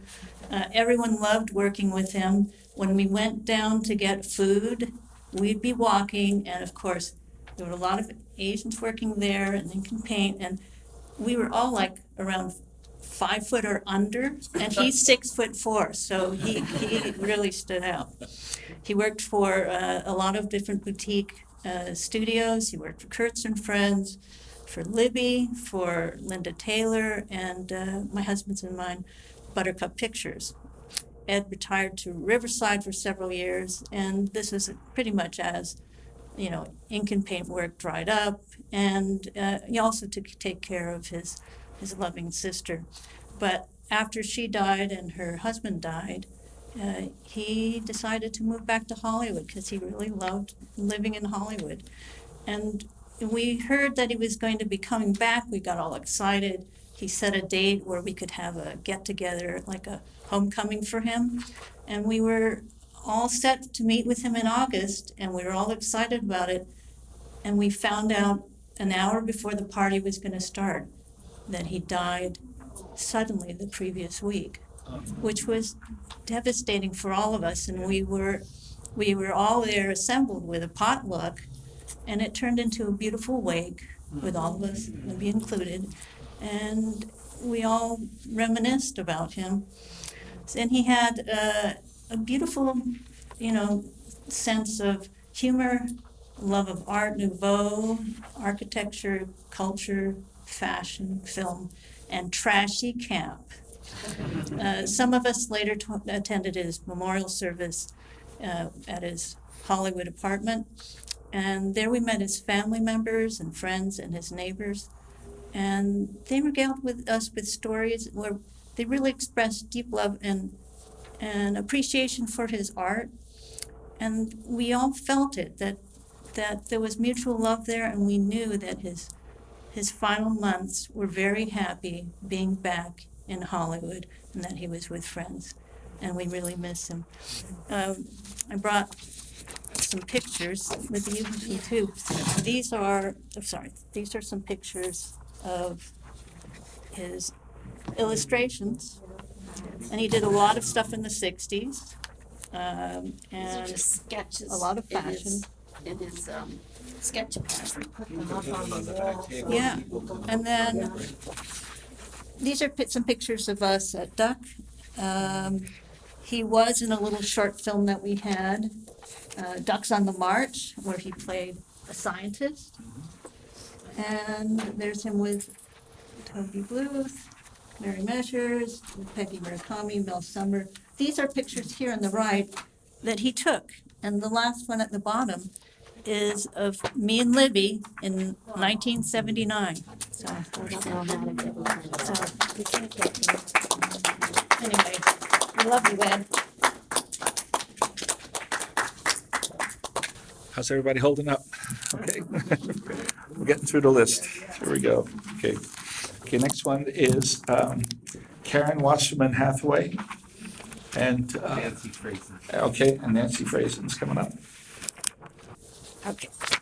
Hi, I'm Nancy Frasen, and I met Karen we were at Disney Toons, and I met her on a film we worked on called Recess Goes Out. I came on it after she started. And at first, since there were already people on it, she was worried that she was going to be laid off. And I said, no, nobody's going anywhere. And we became very, very good friends.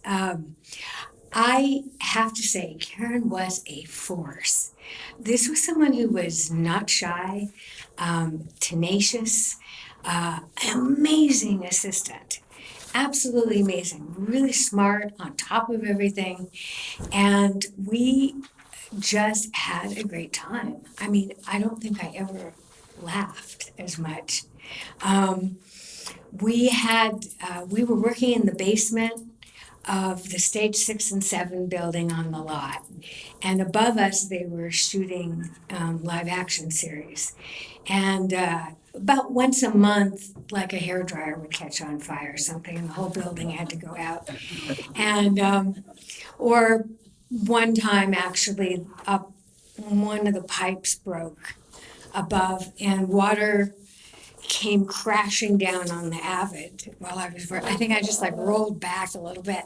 Anyway, we would just, I don't know, we would just laugh and laugh and laugh. Another time we saw, I won't mention her name, but an actress, pretty big actress at the time, roll out of her limo early in the morning, right? But she looked rough, like really, really rough.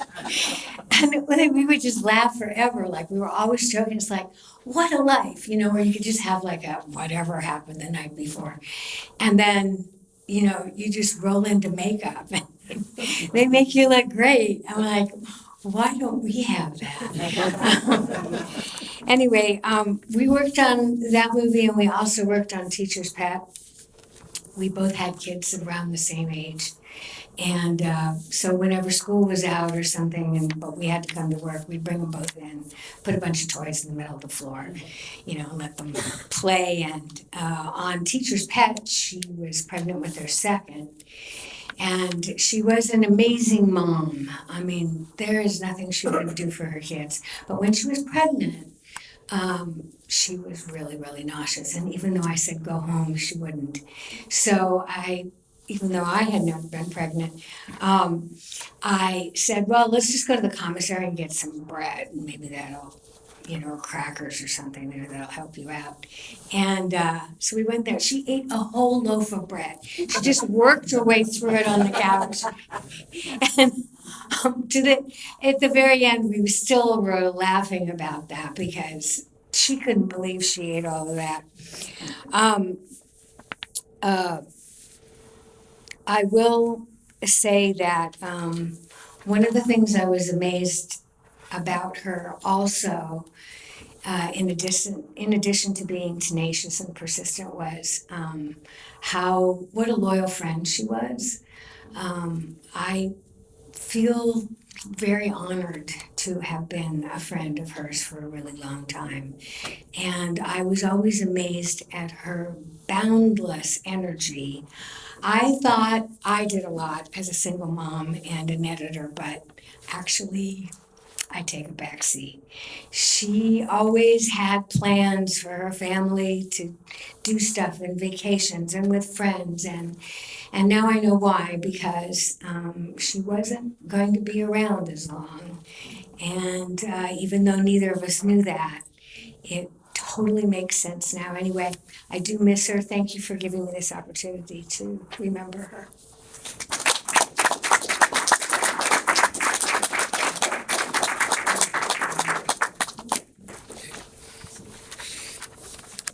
Okay, we're now going to honor Co Hoderman and speak about Co. Eugene, were you going to say something? The video. The video? Okay.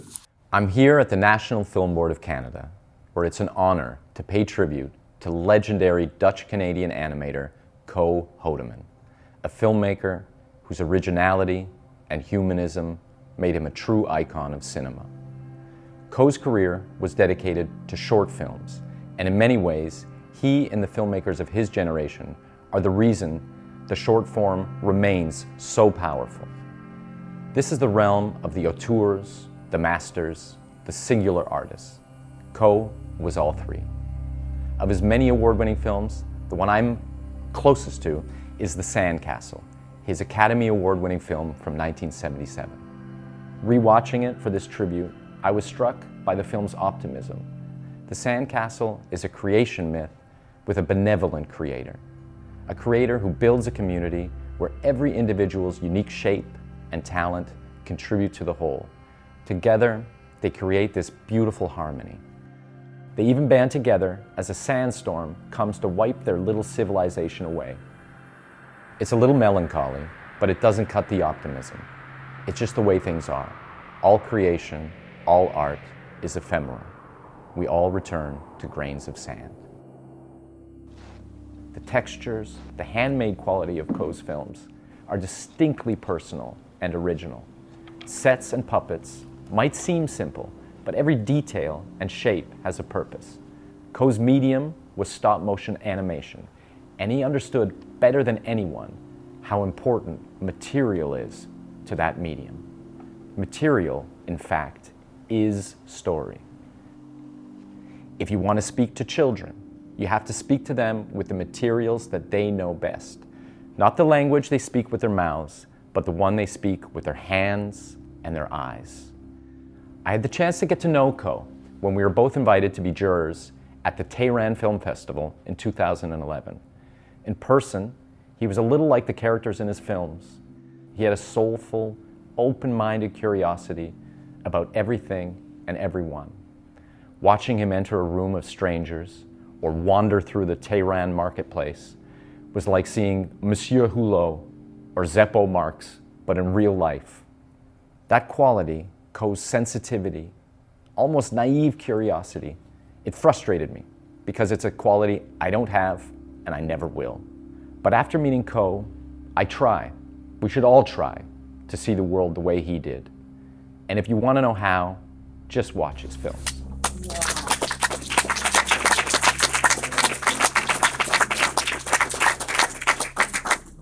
Okay. We're now going to honor Rick Hoppy, who's a great assistant and used to be sitting in this audience often at these events and stuff. So speaking about Rick will be Rick Farmelo. I am here to speak about Rick Hoppy, who I worked with at Disney for many years. I'm going to read his credits from the program here. He was a key assistant animator, an animator, layout artist, character animator at Disney, features and Disney TVA. He also worked at Ross Bagdasarian Productions and Film Roman. His credits include Mickey's Christmas Carol, Great Mouse Detective, Black Cauldron, Aladdin, Lion King, Simpsons movie, and then he ended up being a teacher at Laguna College of Art and Design, which is where I am. Rick was one of the first guys I met when I started at Disney in 1982. He'd been there about maybe a year before I was. And he was just such a nice guy. I mean, I started at Disney. I didn't really know anybody, you know. I mean, I knew a few people, but not a lot. And Rick was always available to just come and talk to and ask questions about either the studio or how some particular thing worked or where something was. He was always just very giving of his time, which I noticed was pretty consistent with most of Disney artists, where they were all very giving and so forth. When I was with Rick, not with Rick, but I mean, at that time, he was wanting to be an animator, and he was insistent at the time, and he kept doing tests. He had to do these personal tests in your own time to get promoted, and he did test after test, and he wasn't getting promoted. It just was one of those things where it just seemed like, I think eventually they just kind of told him, look, Rick, it's not going to happen. And so he just kind of decided, okay, I'm gonna go the other way and be the best assistant I can be. And he ended up being a key cleanup person. And he was awesome. He's one of the very, very best. He was a really meticulous, studied person, and we used to call him the professor because he sort of looked like one, first of all, but he just talked like one. He talked like a scholar. So you'd call him professor all the time, which he didn't mind. It wasn't an insult. And then I left Disney, and we ended up back together on the Simpsons movie. And by that time, he was an animator. And I was like, oh my God, Rick, you're an animator now. He goes, yeah. He just stuck with it, and they promoted him to being an animator. And he was really good, so I was very happy. So I just thought, man, this is a good example of what you can do when you just don't give up. He just kept at it, and he became a really, really good animator. Later on, when hand-drawn kind of went in the toilet, everybody kind of spread out. Some people kept doing 2D other places, but a lot of people either retired or went into teaching. He went into teaching, which seemed like the perfect thing for him because he was the professor, so why shouldn't he be a teacher, right? So he went to Laguna College of Art and Design, and he was a teacher there. And then you fast forward a couple of years, and I became a teacher there. And it was fascinating to see him teach because it was like, dude, this is exactly what you should have always been doing, because he was so full of knowledge and so generous with that knowledge. I think a lot of us from that era, the Disney era, we came in when the 9 Old Men, some of them were still around. And Frank and Ollie and Ward and Mark Davis and Eric Larson were all still there. And so we learned a lot from them. And a lot of that knowledge, a lot of us have chosen to pass on to the next generation, which I think is really cool, and I think it's necessary. And Rick was one of those very, very generous guys that all the knowledge he had, he decided to pass it on. And being an animation teacher is different than being a real teacher. It's those of you who are doing it or have seen it, we just talk a lot. We do drawings, and there's not a real system to it. But I remember one time walking past a room where Rick was teaching, and he had his project, the big screen was on with all these charts and graphs and numbers and pointers and arrows. And I'm like, this dude's a real teacher. This is how real teachers do things, So I thought, I'm going to up my game a little bit. So I kind of decided to turn my screen on and try to do some of the same things, because he was so technical about stuff and so intricate about stuff. And it was really cool to see. And so we had a second sort of relationship. We talked about school. We talked about students and things we were trying to teach them. And some students were getting it, some students weren't. But he was really, really, really so dedicated. And he was so proud to be doing what he was doing, So it was sad when he passed away, because he didn't seem very old. He seemed like, still had that enthusiasm. He's so passionate about animation. It just didn't seem fair, So, we didn't hang out a lot after the studio stuff during work hours. But back in those days, those of you who are at Disney, Phil, our family was other Disney artists. We were at the studio more than we were at home. So a lot of the relationships we had were pretty much played out at the studio, because that's where we were most of the time. So, but Rick was one of those guys who was super popular. Everyone loved him. He had a great sense of humor, and I feel good that he was able to pass on his knowledge and pass on his passion for animation. I feel very honored and privileged to have known him as an artist and as a friend. So thanks. Appreciate it. I think about when I was a student, one of my teachers was Harvey Kurtzman, who created Mad Magazine. And Harvey always liked to go for a beer after class. I was like his student assistant. And he wanted to have a beer with somebody. So we'd sit there. And he looked at me and goes, my theory of teaching is, got a 15-week class, bring in 5 guest speakers. He goes, pros love to talk. Students can't get enough of hearing from pros. And you can sit in the back and have a cigarette. It's the 70s, you know. So our teachers were smunkers. So anyway. Okay, so next we'd like to honor, let's go on to Todd Jacobson. Todd is another great animator and assistant who used to come to this event a lot. And also, and speaking about Todd, there's a video from Gavin Dell. Hi, everybody. I'm here to give a tribute today to my dear friend Todd Jacobson. He was a dear friend to actually a lot of people in the animation industry, and I was really fortunate to have met him way back in 1992 on Bebe's Kids at Hyperion Entertainment. And he was just a young assistant animator, and I really hit it off with him. He had such a big passion for music the way I did, and I just was really attracted to that big smile and the passion that he had for the craft. And he had just worked at The Simpsons back in the original first couple of seasons, and then he had worked with the Croyers on Fern Gully. And, it was really fun to start off our careers together and share that. And, the thing that I really was trying to figure out what would be the thing that I could say about Todd. He's got a 35-year career in the animation industry, and he shared it with so many people. And the one thing I know, he was a bright light for so many. He had such a good positive energy, and I think he was one of those guys you would call a go-to guy, the kind of guy that you could always count on. You knew he had that special work ethic, that special passion that you wanted to be around, and not just for the craft of animation. He was really a studied animator and poured his heart and soul into everything that he did, but also a go-to guy because you wanted to go to see Todd at the studio just to make your day a little brighter. I know that always, wherever I worked, I always wanted to stop by his desk and just share a moment with him because that big laugh and that big smile of his would just brighten your day.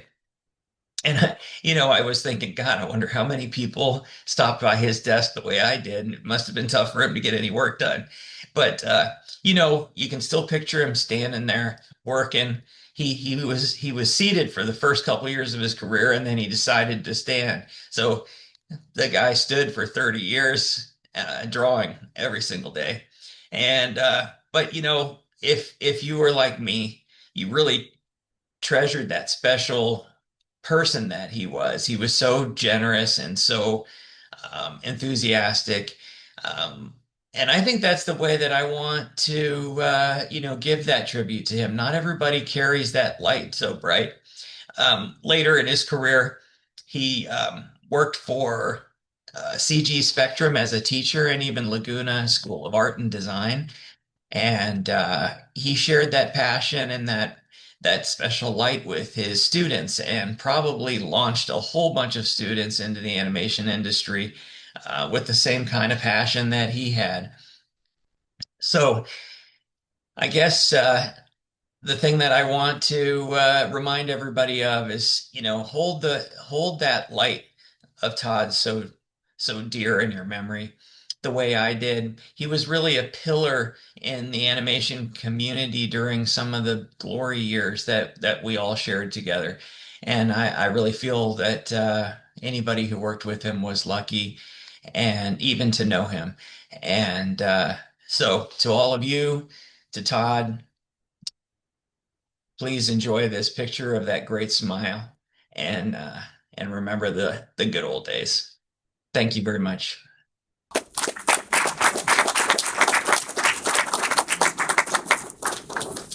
Okay. Next, we're going to honor Ian Jenkins. And speaking about Ian is Catherine. Okay, I reached out to a former colleague of Ian's, Catherine Rumer, who pointed me in the direction of his wife.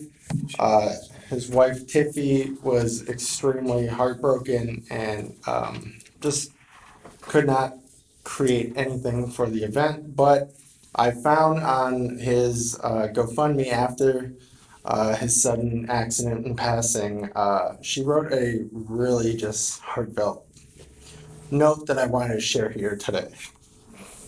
This is from his wife, Tiffy.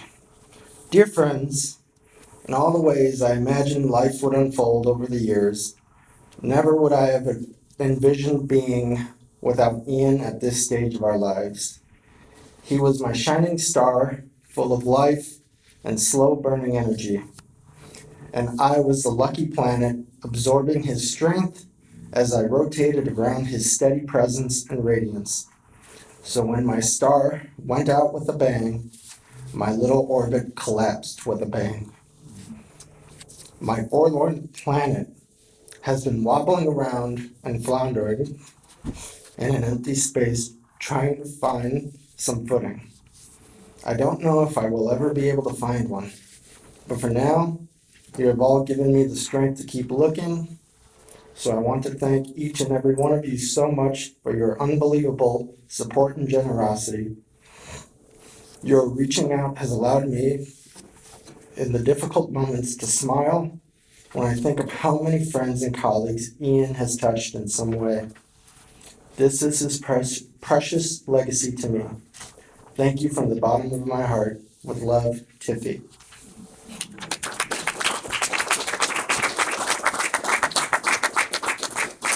We're now going to honor Karinya Kaminsky. And speaking about Karinya is her friend Carolyn.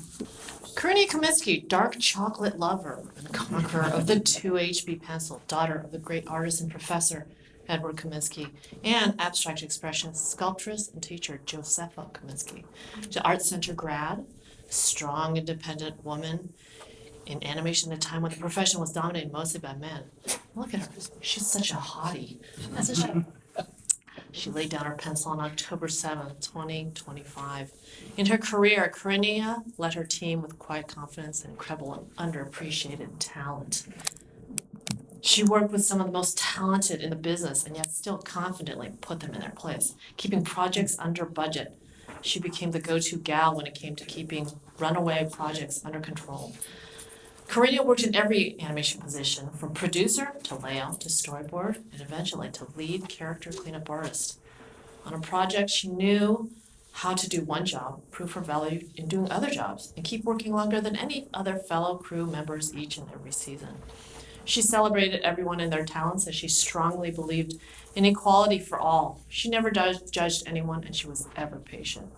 Karinya would draw her fingers off each and every day on one project, and then go home to her beautiful home with her loving husband, Gary Weber, and their menagerie of cats, dogs, birds, turtles, fish, and she freelanced on other projects late into the night. After graduating early from Pali High in the Pacific Palisades, Karinya started her art career at Art Center, proving herself as Professor Eddie Kaminsky's daughter to be a capable, intelligent, and talented artist. She started working at the Free Press, following her beliefs in protecting the environment, equal rights, and freedom of speech.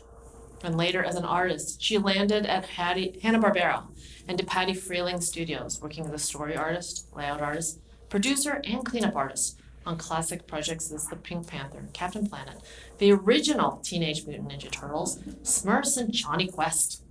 She spent years at Warner Brothers. She also never wanted to work at Disney. As a lead cleanup animation artist on such memorable and unmemorable films as Quest for Camelot, Osmosis Jones, Iron Giant, and every Space Jam movie made so far. She worked on 8 Crazy Nights and consulted on the first SpongeBob SquarePants movie. I didn't listen to her. She was a master of the lost art of cleanup animation, as she had the incredible ability of keeping every single animated character on model as they squash and stretch on each and every frame of film. And as fellow animators would say, her line was beautiful and impeccable.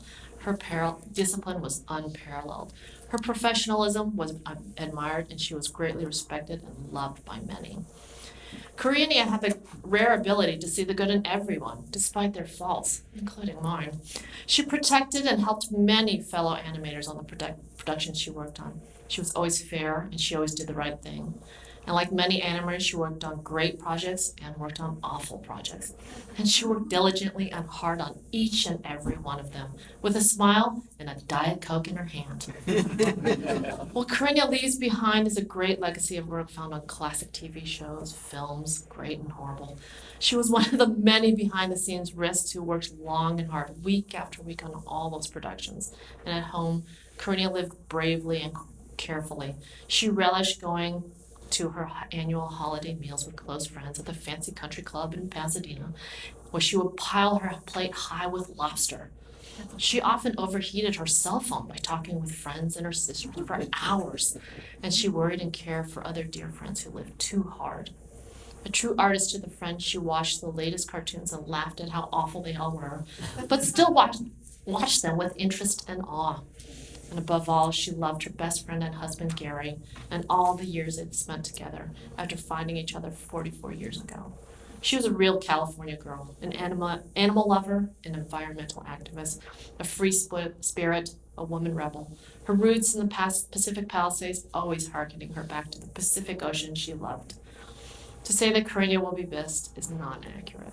Her big heart reached many so deeply. Her wise words, laughter, and her all-around toughness will always be heard and felt by those who loved her so much. Thank you.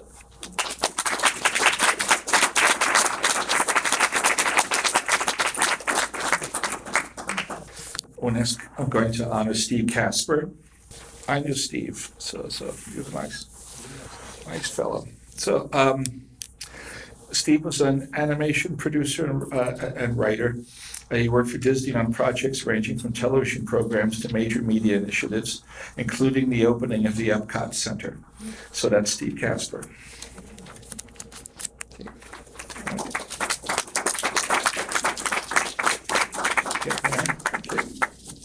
Now I'm going to talk about Tom Keegan. And to talk about Tom Keegan is Dean Leonard. Hello. My name's Dean Leonard, and I would like to say a few words about my brother-in-law, Tom Keegan, who passed away on September 1st, 2025, at the age of 64. Tom was an artist, a puppeteer, an animator, and a theatrical producer, both Broadway and off-Broadway. But most of all, Tom was a people person. To everyone who knew him, Tom was a kind individual who was caring and supportive to all of his friends and family. He loved being surrounded by interesting and creative people and would find any occasion possible to introduce them to each other.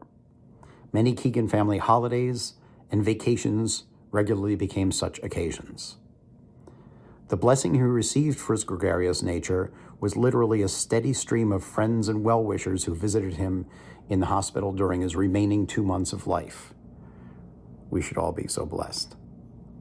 And through it all, Tom remained Tom.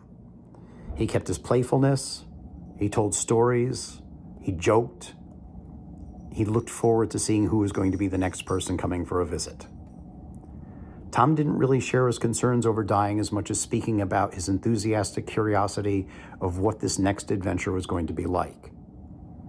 Tom leaves behind many, many people who love him, who miss him, and who wish him well on this next adventure. Thank you.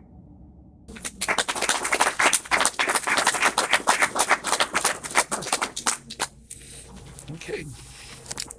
We're now going to honor Christine Kingsley. And do we have any? Yeah, come on up. Hello, everybody. Christine? Oh, no. Okay. Christine was my mother, and she was born September 20th, 1932, and passed on the 1st of the year, on 2025. And before she started working in animation, she also loved painting things. She painted dishes for Franciscan ware. Her favorite patterns were the Desert Rose and the Apple. She was always very creative with her hands. She got a job at Hanna-Barbera painting cells and then moving on to color markup. And she was always showed up at work with such great style, great outfits, the hair, the scarves, the jewelry, the shoes, the bag, everything always so well coordinated, very colorful, very loving. She was part of the ink and paint of Jan Adams and Sybil. She was great friends with Bronnie's mother, Helen, and also knew Russell. And she brought me to work one summer when I was still in high school to paint cells at the Lincoln outlet there. And so it caused me a great desire to become working in the animation field, which I've done for all my life till I retired. And I even had the opportunity to have her work for me at Fred Wolf Films when we were working on Teenage Mutant Ninja Turtles and some of the other things that we did. She was a lovely woman. I miss her a lot. And I'm glad that she gave me the great work ethic that I now have. Thank you.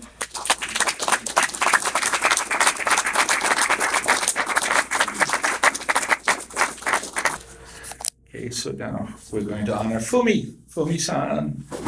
If any of you have gone to any kind of social events or any kind of animation events in the last 25 or 30 years, you probably know Fumi.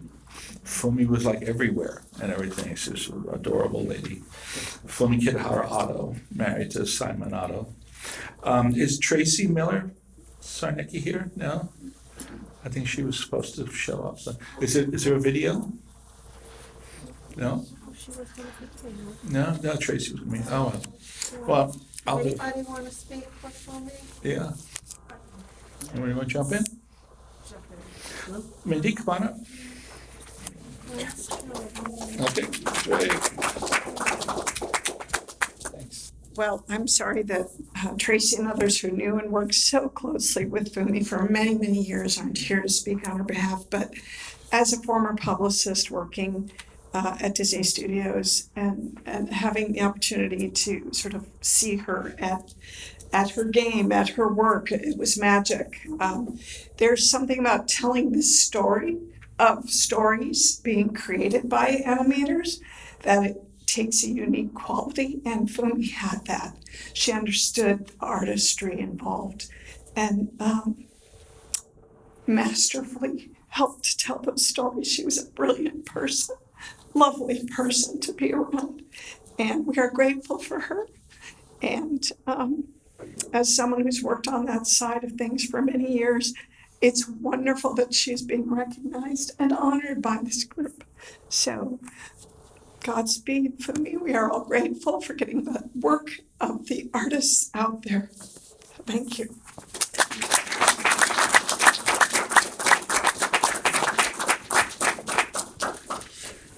Okay, we're now going to honor Richard Laszlo. And speaking about Richard is Cotty Kilbanks. Hi, I'm Cotty Kilbanks, and unfortunately, I'm here to tell you about the passing of my old coworker and friend, Rich Laszlo, mostly known in animation as the Cell King. Rich was a fantastic inker, traditional painter, opaquer, as we used to say, and graphic illustrator. I was lucky to work with him as a background designer and background painter on many different projects, most notably the Warner Brother Bugs 50th Birthday, Blooper Bunny, Lunar Tunes, Invasion of the Bunny Snatchers. He worked on commercials for NBC, ABC, CBS, Comedy Central, Cartoon Network. We worked together back in New York before I went out to the Los Angeles business. And he really did start. He started in 1973, which I guess was called the golden age of animation. And he started at Atlantic Motion Pictures, the Optical House in New York City, and worked on a special project called Danny the Dinosaur. He was in the industry for over 40 years. He was from Elizabeth, New Jersey, and he, oddly enough, I found out when I moved back 10 years ago that he was born actually in Bethlehem, Pennsylvania, which is where this video is coming from on this -3 snowy day. But so bear with me from the freezing cold. But he had restored thousands of limited edition cells for Hanna-Barbera and Disney, Stan Lee. He was just a fantastic guy, great friend, and surely will be missed. He was actually still doing work, and he passed away April 21st of last year. And I also have found out, because I had been in touch with him on and off, that he was also a DJ who loved to dance and entertained at a retirement home. So I remember Rich. He was just a great guy, very, very outgoing, and we always enjoyed having him around, or if we did gallery shows, or we actually did a few Comic-Cons together. Laz will be remembered always as the Cell King. All right.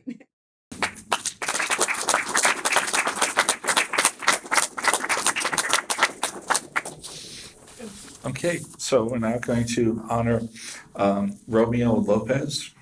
He was a layout and storyboard artist. He worked at Filmation, Marvel, and Graz.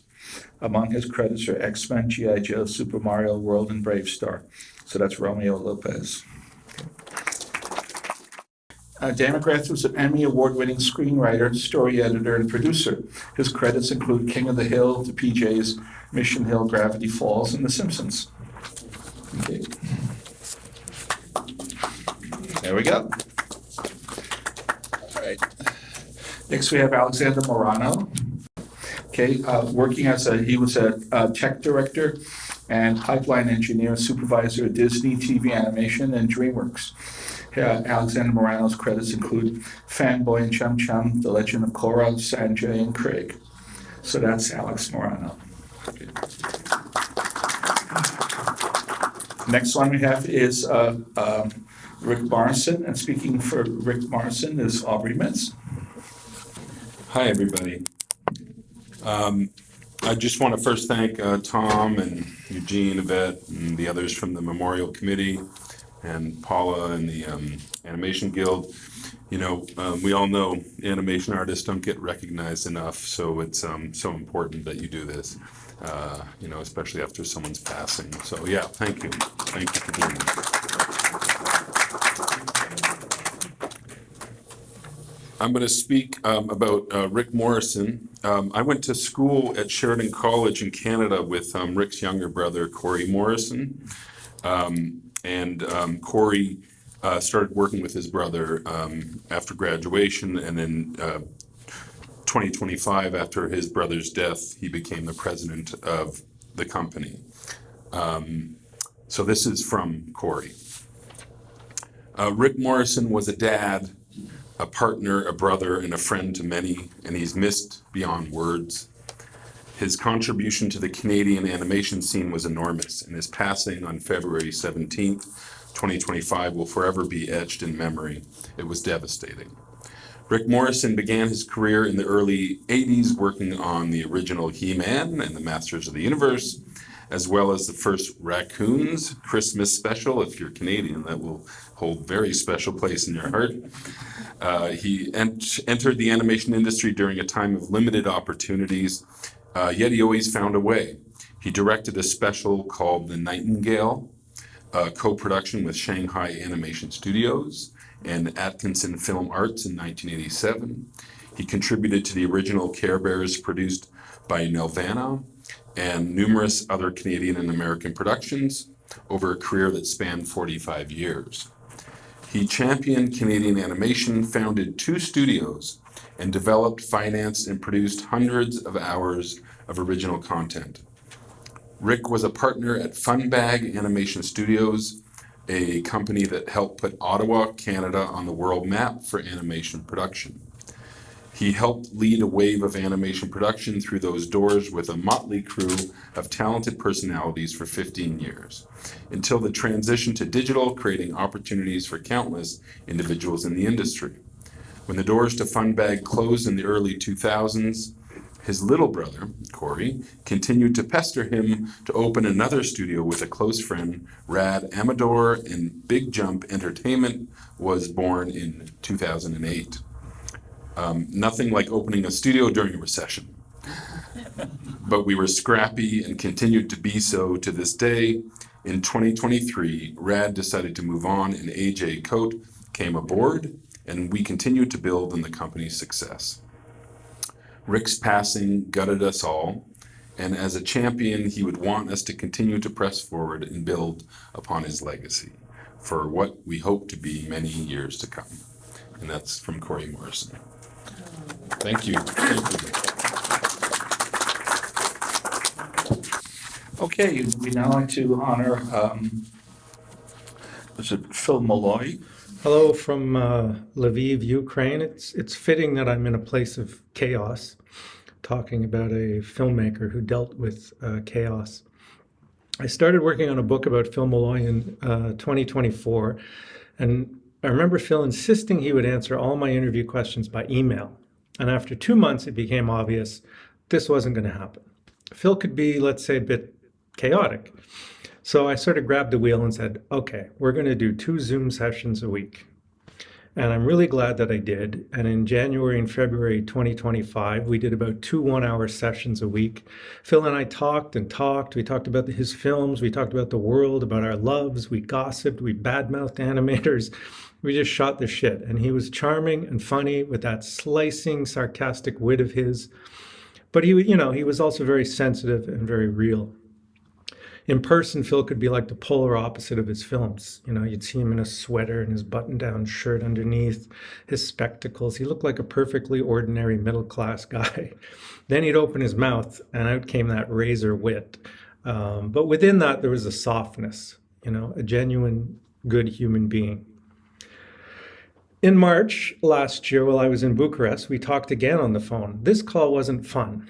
He told me he was sick, and I was asked to keep it private, and honestly, I didn't really understand what was going on fully.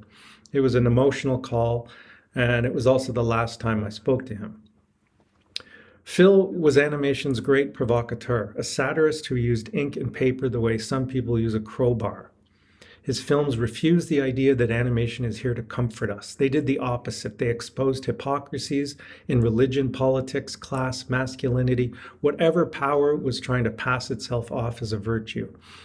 And the classics, they're a punch in the face in the best way. Cowboys, Sound of Music, 10 Commandments, Intolerance, each one a stripped-down moral cage match, drawn in thick black lines with that deadpan, brutal clarity. The films are short, simple, profound, and often filled with a rage against dehumanizing systems. If Disney represents the heart of animation, then Malloy is its bowels. Maybe it's the other way around. Either way, he's where the digestion happens. I first encountered his films at the Ottawa Animation Festival in the early 90s, and I remember seeing one of the cowboy shorts and feeling my whole nervous system light up. I'd never seen anything like it. It was like hearing punk the first time. He would go on to win 3 grand prizes for Best Feature in Ottawa for his minimalist anti-features, the Christie's films. And the last time he won, I remember he was booed, and I was so delighted. It meant the work was still alive enough to offend people. His last film, Once Upon the Earth, it felt like a return to form. It was personal and it was potent. It was also one of the first of his films to bring a tear to my eye. The sarcastic wit wasn't there this time. It was almost like the world had become so bleak, so close to home that he was struggling to laugh at it anymore. In a time when so much art tries to be safe, Phil Malloy was gloriously unsafe. His films weren't perfect, and thank God for that. They were alive, and they still are. And he reminded us that animation can be a fist, a laugh, and a reckoning, sometimes all in the same shot.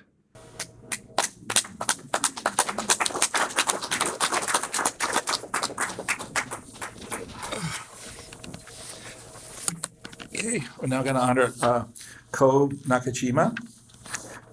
Ko was a Japanese experimental filmmaker, teacher, and animator. His credits range from early hand-drawn animated films, Suzuki and Anapoku, to a frame-by-frame recording device called the Animaker, which he helped develop for Sony.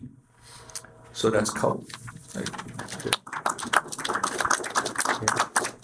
We're now going to honor Lionel Orozco. And speaking about him is Eugene. Is there a film? Yes. Oh, it's a video? Okay, from Walter Cockard. My friend and colleague, Lionel Orozco, was a craftsman dedicated to the art of stop-motion animation, and he was based out of San Francisco for most of his career. When the Gumby series got a reboot in the late 80s, under the direction of Art Clokey, Lionel was on that crew. In this photo, I believe he is track reading. These still photos are some shots that he had worked on, I think he did a bit of everything, rigging, animation, track reading, puppet building. This photo of the entire Prima Vision Gumby crew includes a lot of people who went on to work for Henry Selick on Nightmare Before Christmas. There's Lionel. Unfortunately, Lionel's IMDb listings are quite incomplete. He worked on a lot of different things. I'm not sure what the Power Glove is about in this photo, though. For sure, a big project in Lionel's history was his work on Nightmare Before Christmas for director Henry Selick. For that show, when the main armature unit got too busy building the armatures for the main characters, Lionel was brought on as sort of an adjunct facility to build armatures for the secondary characters, a lot of which you see here, and you can even recognize some of them without seeing the design next to the armature. In addition to the uncanny ability to teach himself anything, Lionel was very inventive when it came to armatures, and he developed some special techniques to do things more quickly but maintain a very high quality. Here's animators Mike Belzer and Anthony Scott with Lionel at a reunion screening of Nightmare Before Christmas at Skywalker Ranch. We're working on keeping Lionel's website alive, stopmotionworks.com. It's a treasure trove of information, but it also gives you a picture of what a great guy Lionel was.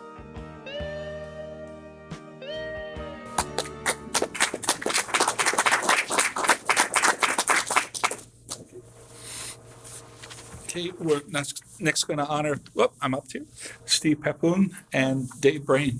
Take over. The material for this remembrance is extracted from an obituary posted on legacy.com. Steve Pepoon. Steve was born in Kansas City, Missouri, and moved with his parents to Paola, Kansas, when he was 2 years old. Steve's family tells a story that as a small kid, his favorite TV show was Dick Van Dyke Show, and he announced that when he grew up, he would be a TV writer. He did eventually get a staff writing job on the TV series Alf.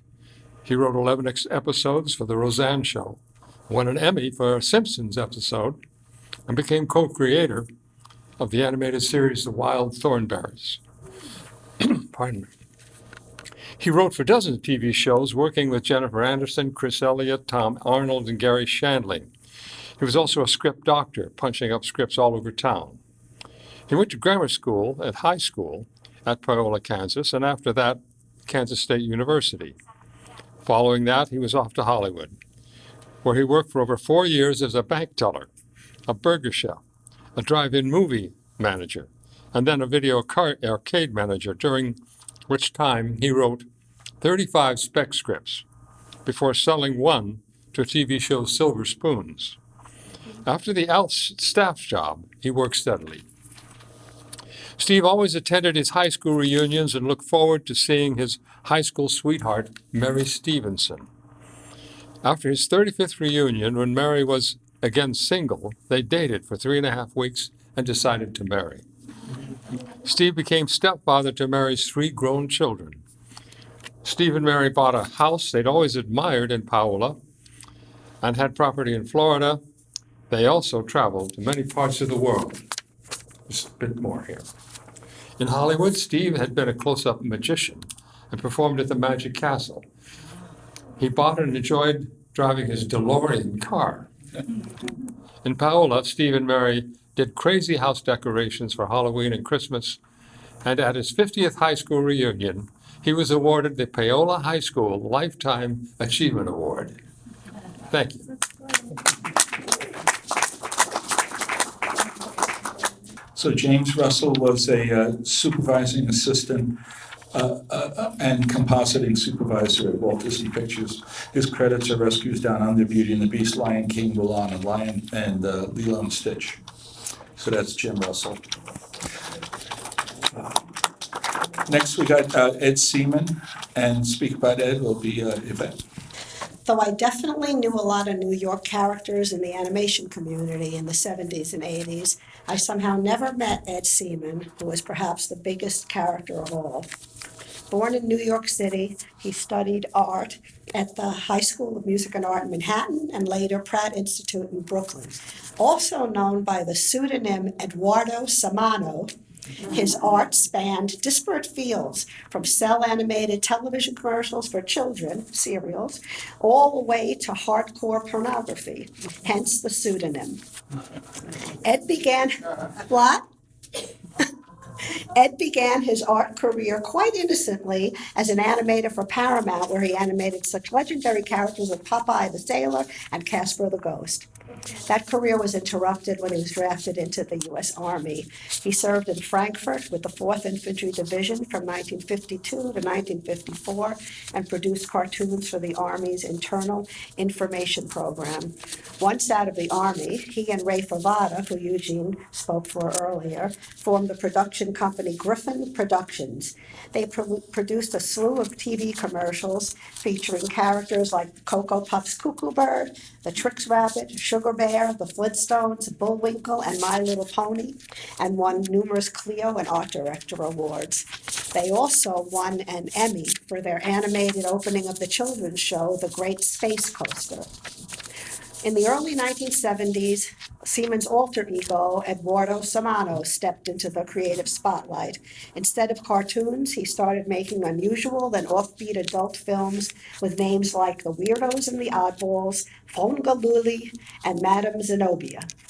As a glamour photographer, he contributed to adult publications like Penthouse, We, and Genesis. Not done with animation, though. A new company, Seaman's Animation Productions, again produced animated TV commercials from 1990 to 2001. And he and his wife, Amy, formed Mama Tees, a cartoon T-shirt company selling to theme parks and retail outlets. But that's not all. In the 1960s, Ed collaborated on numerous experimental films with music legend Frank Zappa, 5 of which are in the Library of Congress, and one of his highly textured oil paintings hung at the New York Museum of Modern Art for 3 years. He was quite the artistic achiever. Unfortunately, I can't speak with any authority on what Ed was like as a person, a friend, a colleague, or a partner. I have heard the usual word difficult used to describe him, and I'm guessing that was sometimes, maybe even often, true. Creative eccentrics who know their own mind and follow their own path usually are, and Ed Seaman certainly followed his. Thank you.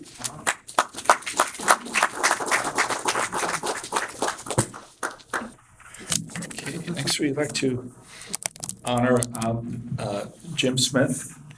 And would anybody? Oh, yes, that's me again. Oh, it's you again? Okay. Yeah. Okay, Jim. Jim Smith by Vincent Waller. Jim Smith was a force of nature, I'll bet a quiet one, a soft-spoken man who never lost his deep baritone Texas drawl, which was put to great use as the narrator of the Ren and Stimpy show's Big House Blues. But it was Jim's talent for creating memorable animated characters that made him a legend. He was a powerhouse, whether he was showing off his masterful skills as a draftsman or making his blues guitar wail into the summer night sky. His art and music were anything but quiet. Jim was famous for drawing huge, powerful, soulful characters with hands that looked like they could tear boulders in half. He was equally adept at squeezing pathos, both serious and comedic, out of characters as stoic and strong as Batman or as frail and angst-ridden as Ren Hook. As a draftsman, he understood the hierarchy and ratio of form in its translation from flat page into a world that felt as though you could dive right into it and walk alongside his magnificent creations. These skills made him a driving and inspirational force in the surge of creator-driven animation that exploded onto the scene in the 1990s, leaping from Tiny Toons to the groundbreaking New Adventures of Mighty Mouse.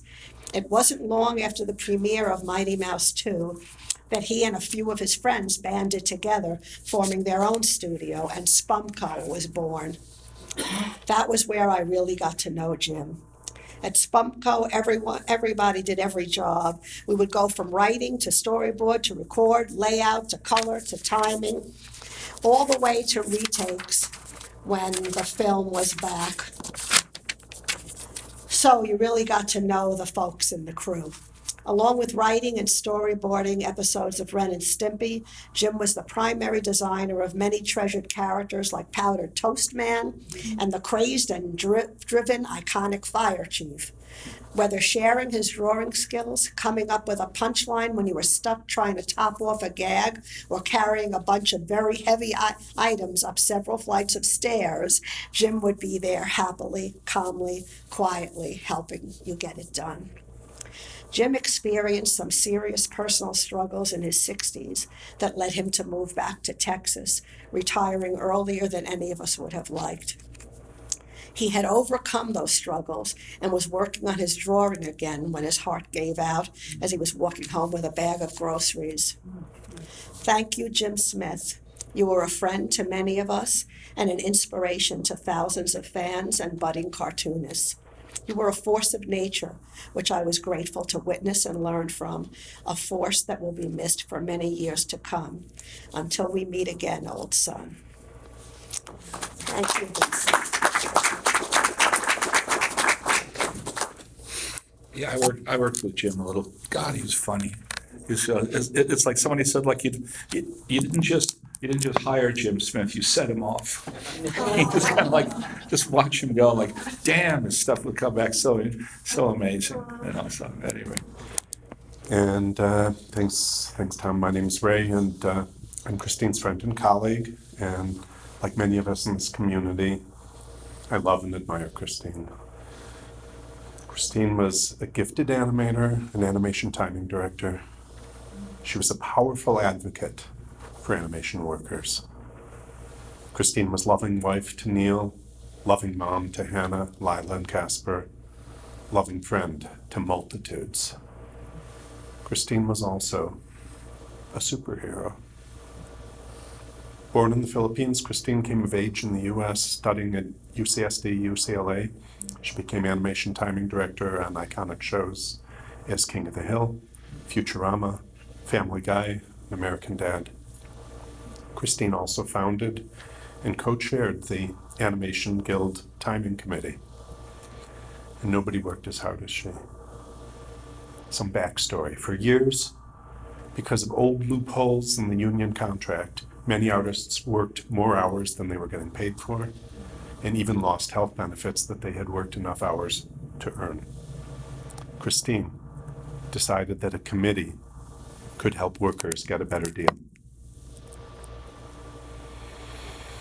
No words can describe the generosity Christine brought to this mission, because not even a year after she began this work came the devastating news: cancer.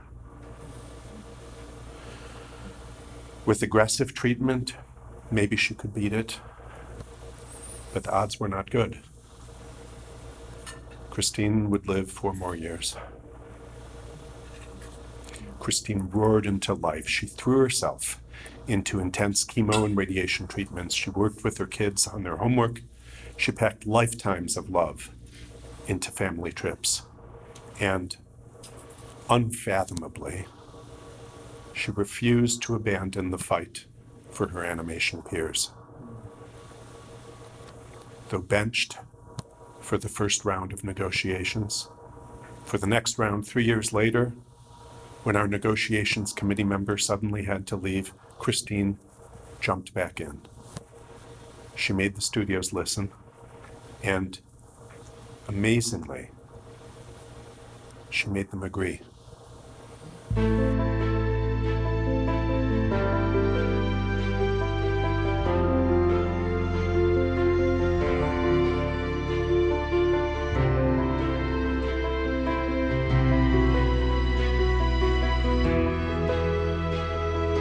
Hi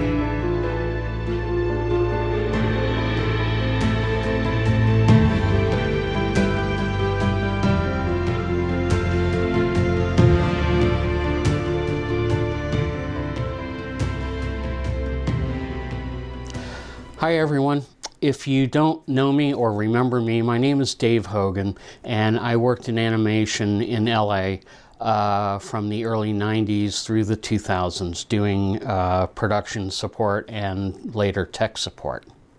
Joseph David Suggs was born on March 18th, 1965 in Atlanta, Georgia. He was the youngest of 4 boys. Joe went to Mercer University and later attended Cal Arts, where after about a year, he was hired by Disney, which is something that he actually predicted would happen when he was a kid. Joe also worked at Universal Studios, MGM UA, the Cartoon Network, Hanna-Barbera, Amblin, and Rich Animation, which is where I met him, and we became fast friends because we had similar senses of humor, for better or worse, and we also had this love of LA and Hollywood history.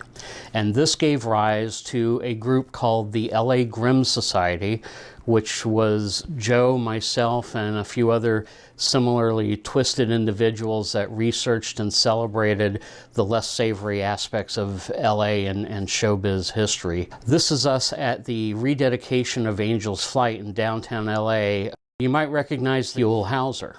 When Joe was interested in a subject, he just devoured all the information about it that he could possibly find. And he could retain all that info and talk about it in depth, in minute detail at the drop of a hat. And a lot of people who do that, myself included, can get boring pretty quickly. But Joe had this infectious joy in sharing that information with you, and he made it so entertaining that you just got swept into it with him, and you didn't mind because he was so fun to listen to. He was a very entertaining storyteller. He was a very quick wit, and he had his soft Georgia drawl to him, which kind of made it even more entertaining. He could use the word golly and make it sound like an actual swear. I can't do justice to it, but he would say, you know, golly, with that accent on the second syllable, and it sounded like a real swear word. Another thing Joe loved was baseball. He talked about the Atlanta Braves the same way a little kid would talk about an upcoming birthday or Christmas. Another aspect of Joe that I would be remiss if I didn't bring it up was, well, it's a little hard to explain, but Joe was some sort of a walking cosmic junction. Things would happen to him that just simply wouldn't happen to anyone else. One day he handed me this book and he said, "Oh man, you will not believe this." And whenever you heard Joe say that, you knew there was a good story coming. But he said, "You will not believe this." And he handed me this book, and I looked at it, and it didn't seem that interesting to me. But Joe had this look on his face that told me, there's something up. And I said, "I don't get it. What am I missing?" And he said, "Look at the inside front cover." And I looked, and there was a handwritten inscription in this book that said, "From the personal library of Edward D. Wood, Jr., written in Ed Wood's own hand." Now that could only happen to Suggs. Another Cosmic Joe thing is that he had an apartment in Sherman Oaks, and the prior tenant in that apartment was a young struggling actor named Will Smith. And we'd be over there listening to Beach Boys or whatever, and we'd send out for pizza, and the pizza guy would show up, and you know, he'd drop off the pizza and he'd say, "Hey, by the way, do you know who used to live here?" And so, "Yeah, Will Smith." Again, Cosmic Joe. He didn't serve on, but he was interviewed to serve on the Melendez brothers murder trial. That's an only Joe. If he were at a ball game and someone was going to get clocked in the head with a foul ball, you know, it wouldn't happen to Joe, but it would happen to the guy right next to Joe. And then later on, you'd get the phone call, "Oh man, you will not believe what happened to me today." So to Joe's family and other friends, I say thank you for sharing Joe with us. He was a wonderful gift and a treasure. And to Joe, I say Godspeed, my friend, and I hope I see you on the other side. Thank you.